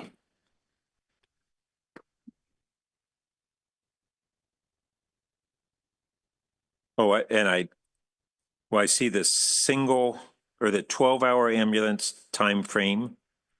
And then is there another spot that's got the whole thing? Under E. Well, yeah, under each that's option, the it has 12 a to timeline. 18. Yeah, okay. But if you look over to the columns on the far left, it'll tell you which portion that is dealing with. So I believe some of them show you the timeline for the 12-hour, and then there may be another option there for the whole system. Yeah, as I look on that very first column, it says fire units, and the sixth metric says 12-hour ambulance time frame, and that's where I got the 3 months for item F. But then it has time frames on all the others, but I didn't think all of them were the 12-hour. Is every option considering the 12-hour? Except for the one that only staffs the engine 64 with full cross staff with additional personnel, which is Delta. So that's option D. So if you look at option D in row 6, it says no 12-hour ambulance added. Okay, thanks. Helps clarify. Well, just in the context of what we're likely to be facing on the budget, as Lauren had mentioned, we've had further deterioration in the projections, and we'll get an update in the next, I guess, when we get the, in May, when we get the budget proposal, that's when we'll get the. April 25th, it'll be published. Okay. So our fiscal situation is even worse. We actually have this second reserve, which is the, what do we call it? The Uncertainty reserve. Uncertainty reserve. So we have our normal budget stabilization reserve, and then we had an uncertainty reserve, which was there to bridge a 3-year period of deficits. That's when we had the deficits at what we thought they were going to be. And then on top of that, we not only have these additional costs that are a high priority, we have a likelihood of diminished federal and, as a result of that, state dollars now. We don't know what those are going to be. that's an unknown, but we're really starting to just assume and anticipate that's going to hit us to some degree. And then now we have the greater uncertainty on the state of the economy and whether we're going to see an additional downturn and even further deterioration in our revenues. So we're in the toughest budget situation we've had since 2020. And right now, we don't have real good visibility on what that'll be. As a result, I'm really interested in us coming back with a couple different scenarios. I think Keith, confirm if you're in the same mindset. We, in principle, we want to see the engine at 64, and then a phased, different alternatives on a phased implementation of the single role and what that would get us in what time frame. And I think that's kind of the range, Keith. I agree. I don't understand the 12 to 18 months for the phasing in. What has to be done? The phase in for which? For the single role. Well, we'd have to start the whole program up. We'd have to hire management and admin personnel to facilitate the program. And then there's the whole hiring piece as well. Yeah, and then there's also negotiations with labor. So on packet page 99, it says January to June 2026 is when we would. Yeah. Page 99. 99. Let's see. And oh, went too far. Give me a second. 7. Okay, yes, the timeline. Yeah, 99. the bottom one, January to June, and it says hire. Is that off by a year? Is that supposed to be fiscal year 27? No, so this timeline shows that currently in fiscal year 25, we, can work on negotiations. You've instructed us to cross staff engine 64 on overtime. Moving towards a single role model, no matter, whether it's C, E, or F, we would look at preparing for the single role division in the first 6 months of the fiscal year.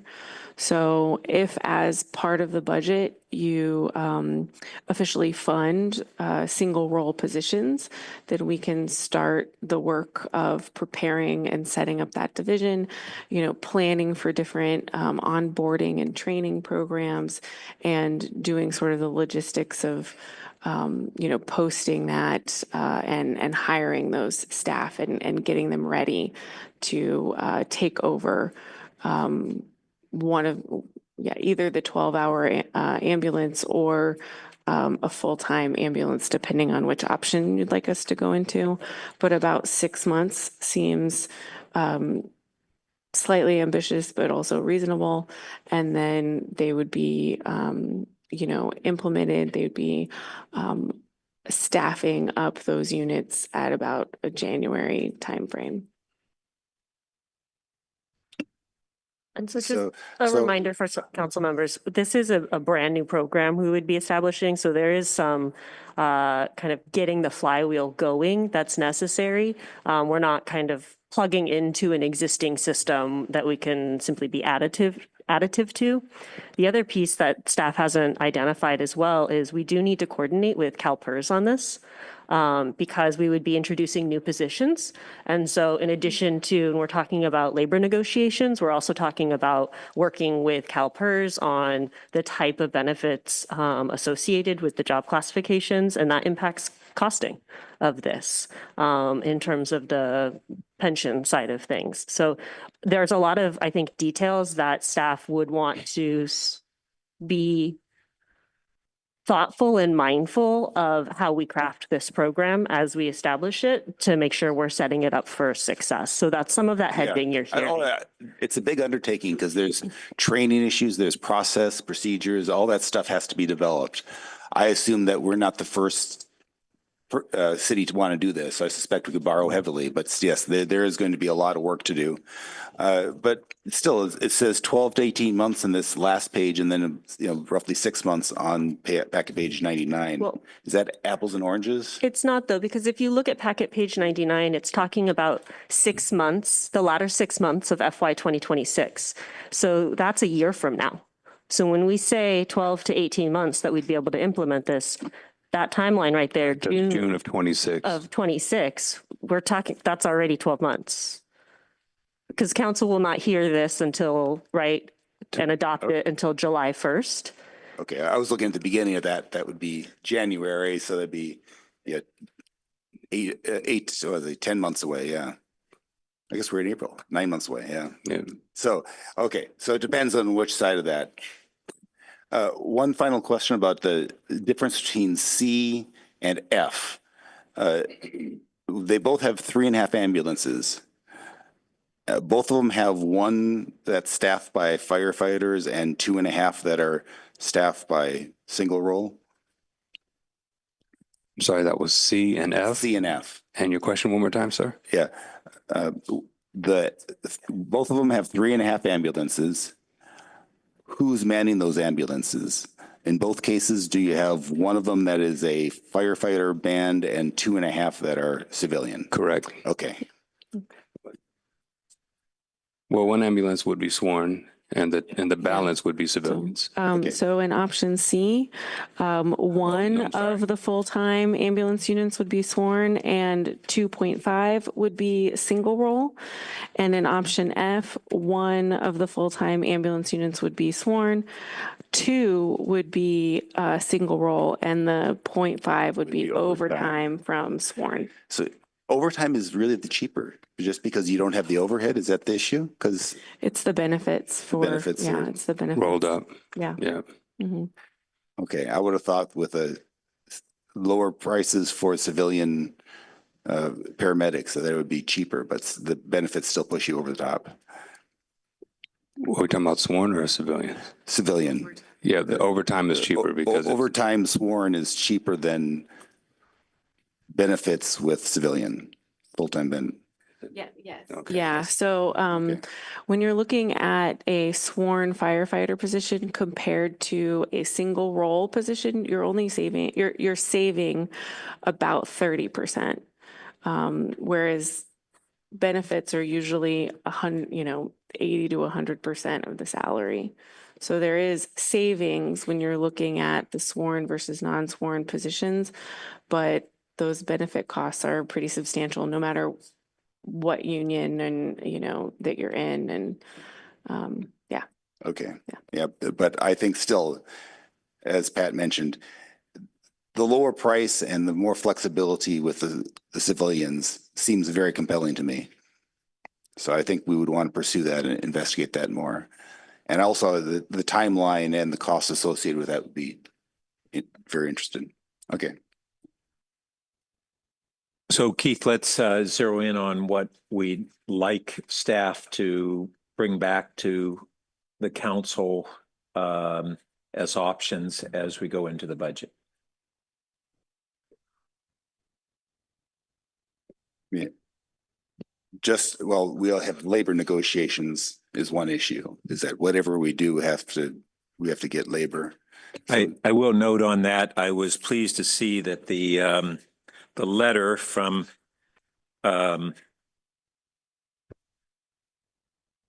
actually Joe Penko referred to option F as the most realistic and implementable plan.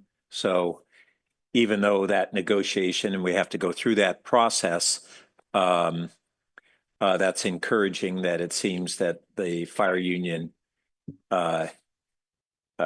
is roughly aligned on that. And I'm sorry, Lauren, did you have something else you were wanting to add and I forgot about it? Yes, I was able to figure out the answer to the question you asked earlier about the financial position of the city. So in the mid-year report, the long range assumed that our general fund would have a deficit of $12 million for 2026. In the mid-year report, we reduced sales tax by $3.9 million to give everybody in the audience a sense of magnitude. We estimate that that reduction will continue into 26 because Q4 sales, which is our holiday sales, those receipts came in negative. So we see that that reduction in sales tax in the tune of $3 million will exacerbate that $12 million forecast for the general fund.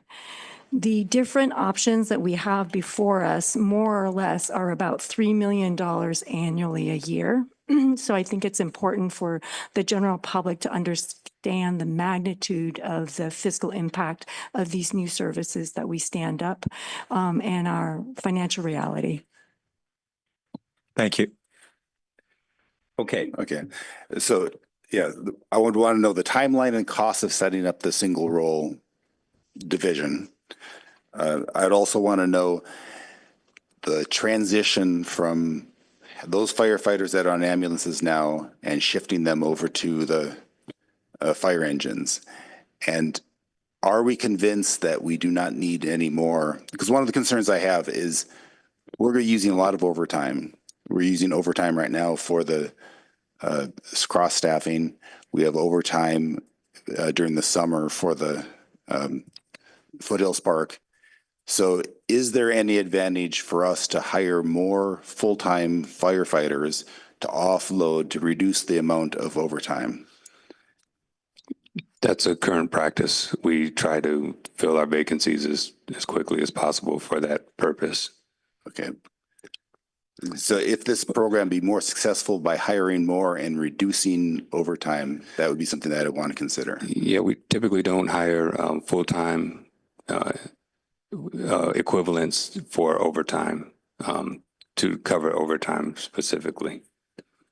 Just because of the cost? What was that? Well, that's the backfill, but in addition to the backfill, we don't. Like, we have the backfill positions to cover a certain amount, but you're saying that would we just hire, in addition to the backfill, more to cover those positions? Is there a staffing model that involves less overtime but more full-time firefighters? I think possibly any of the options where we are transitioning a unit to single role, that would reduce the overtime load of the firefighter staff. So if, with option F, we transition to full-time ambulances, the work as well as the shift coverage would be all handled by the single role staff, and that would alleviate some of those overtime positions. Maybe we should just back it up. Yeah. It's just, I want the logistics of the transition. We don't micromanage it here. And you're referring to, because you also mentioned Fire Station 8 as well as overtime. So that's hard because if you hire someone for the Fire Station 8, then what do they do in the off season? So, we've had a model like that years ago. So what they do is they would cover the overtime shift during the day and then ship out at night to a vacancy, whether someone's sick, on vacation, workers' comp, et cetera. So, again, that's not typically how we would staff to cover an overtime shift during the day and ship out at night. That's just not typical. The typical way we cover that is, like Amber said, by the 0.5 per FTE for backfill.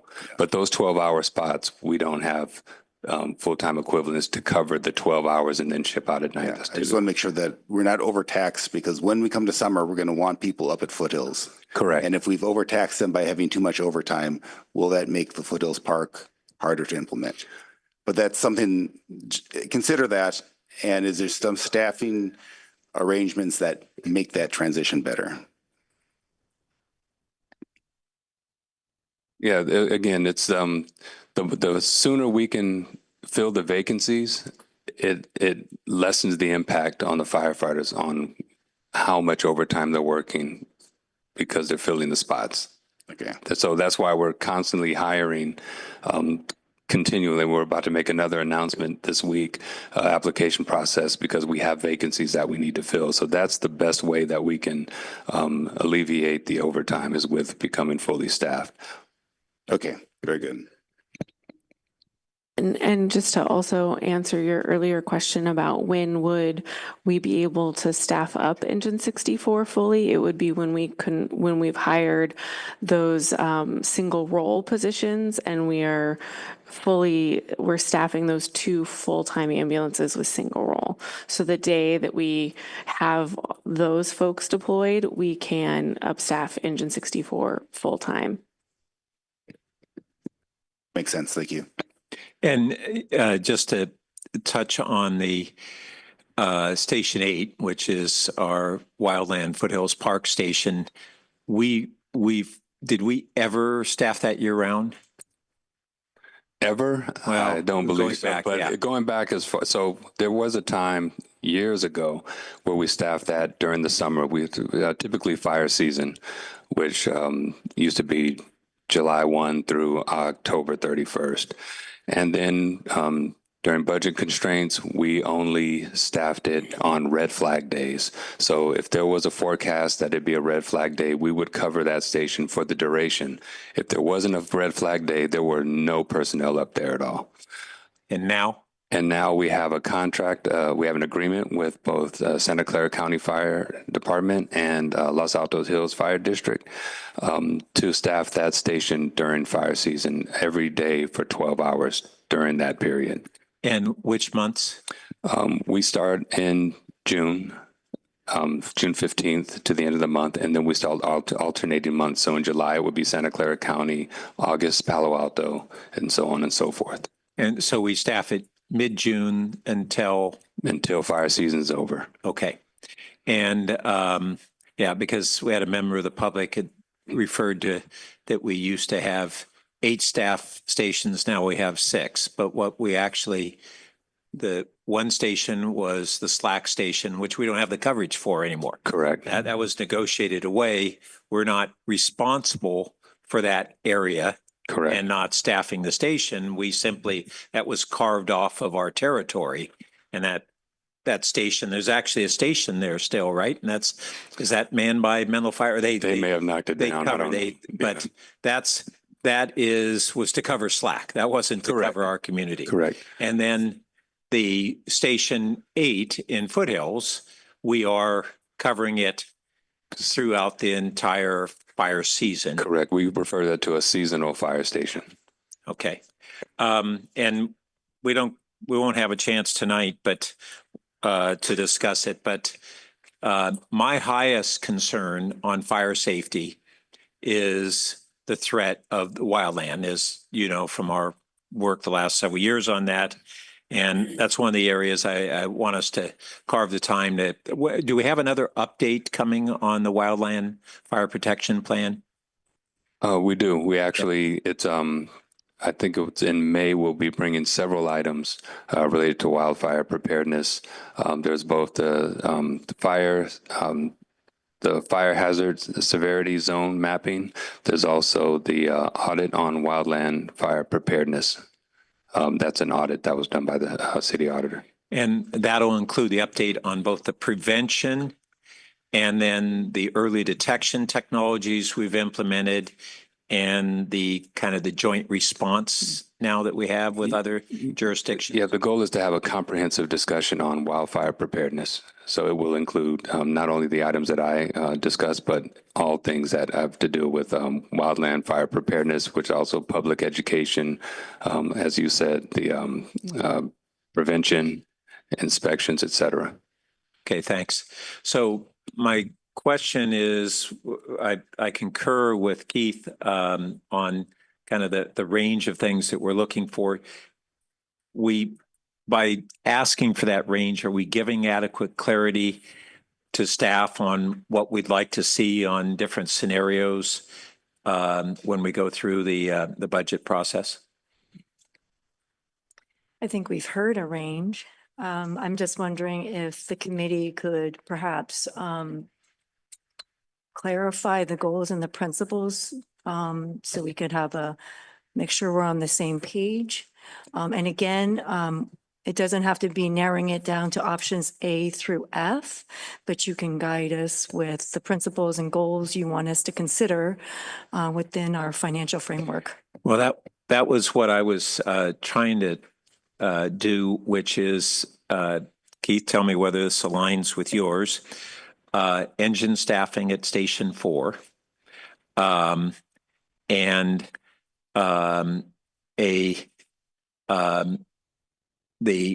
a range of ramp ups on a single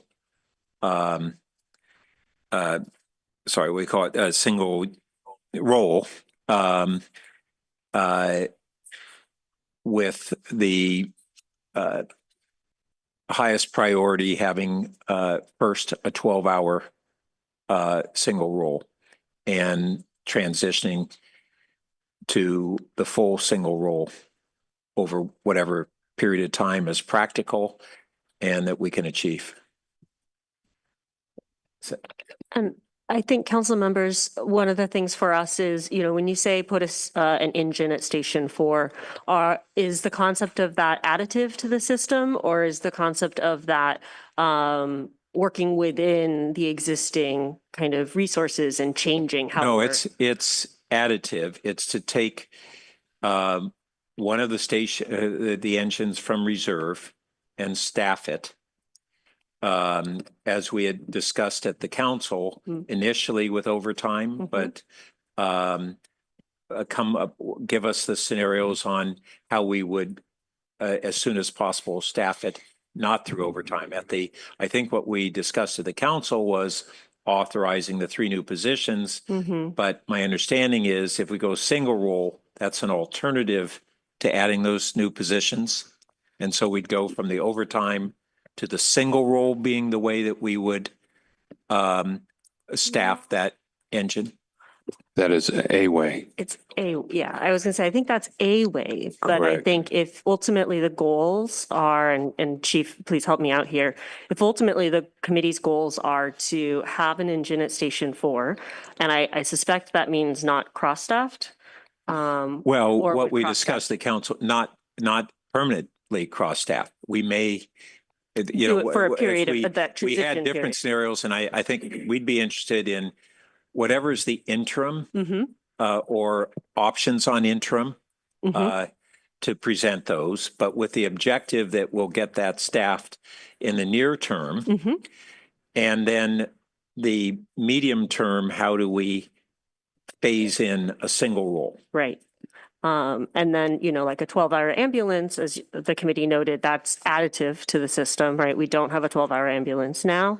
And to your point, I think we could look, what I'm hearing is having that engine at Station 4, perhaps cross-staffed in the transition period, but moving towards a system in which you would have an engine at Station 4 longer term.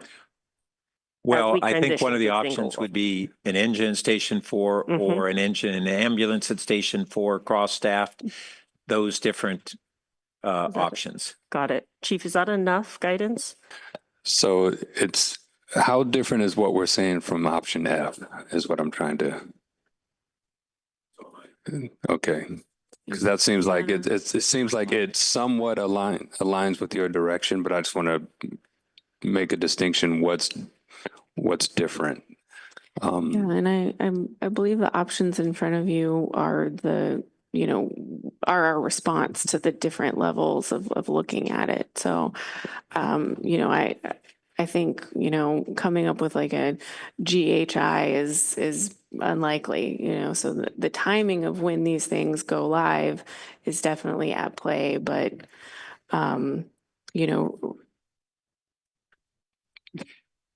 Yeah, so that I think is my understanding that it's closely aligned with option F. Is that yours as well, Keith? I think C, just because that the 12-hour overtime just did not seem to be popular with the firefighters.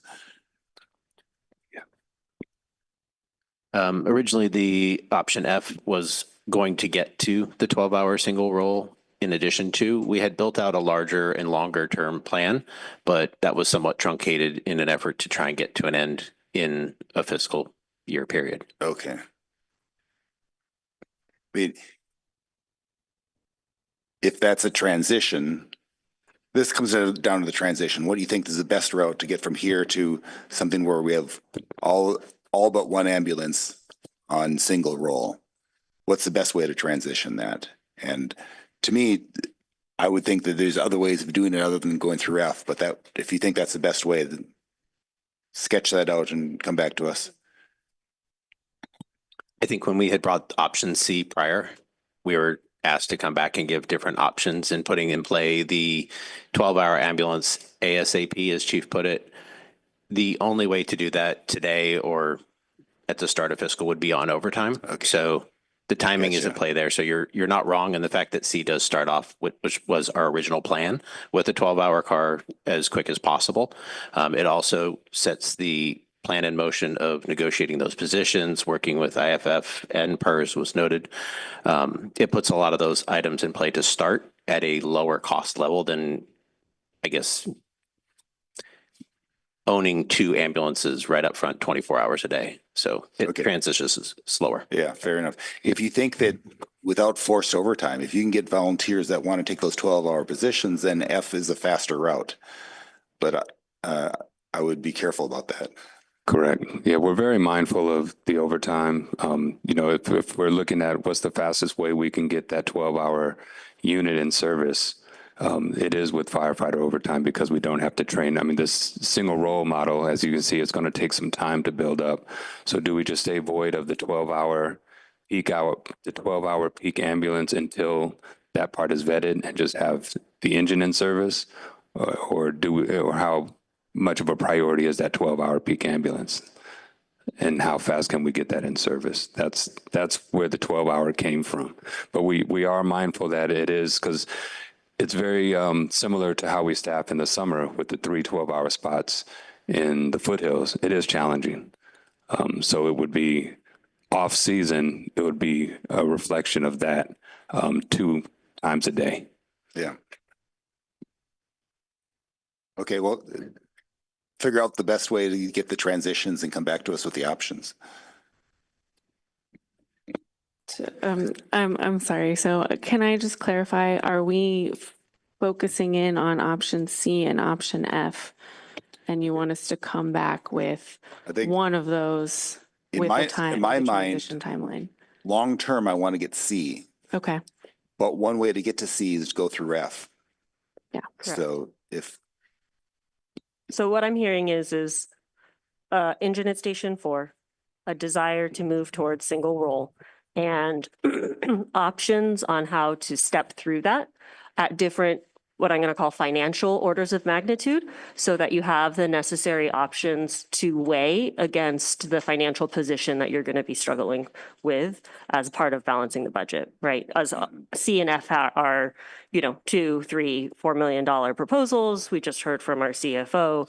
And so that's what I'm hearing. Is this something in those realms, but thinking about the timing of the investments and how to step through this transition from a financial level that perhaps is not a $3 million bite next year. Yeah. I think every step has a timeline associated with it and a financial impact. Correct. And so you would like us to help tease that out a little bit further? And then we can say this, yes, we can swallow that financial bite. We want to follow that timeline, or no, we can't. Got it. And we'll bring those back as alternatives in the budget as a part of the discussion. And I'm anticipating that given our financial situation and what looks like it's on the horizon, we're not going to be able to fund this through new revenue. It's going to be through cuts elsewhere in the budget.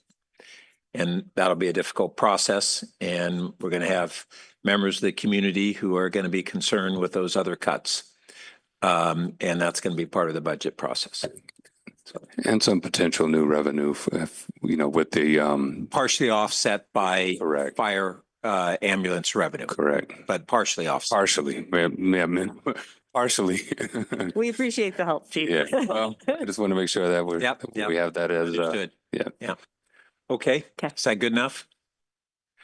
All right. I think that concludes this item. Keith, did you have anything else? You have all your answers?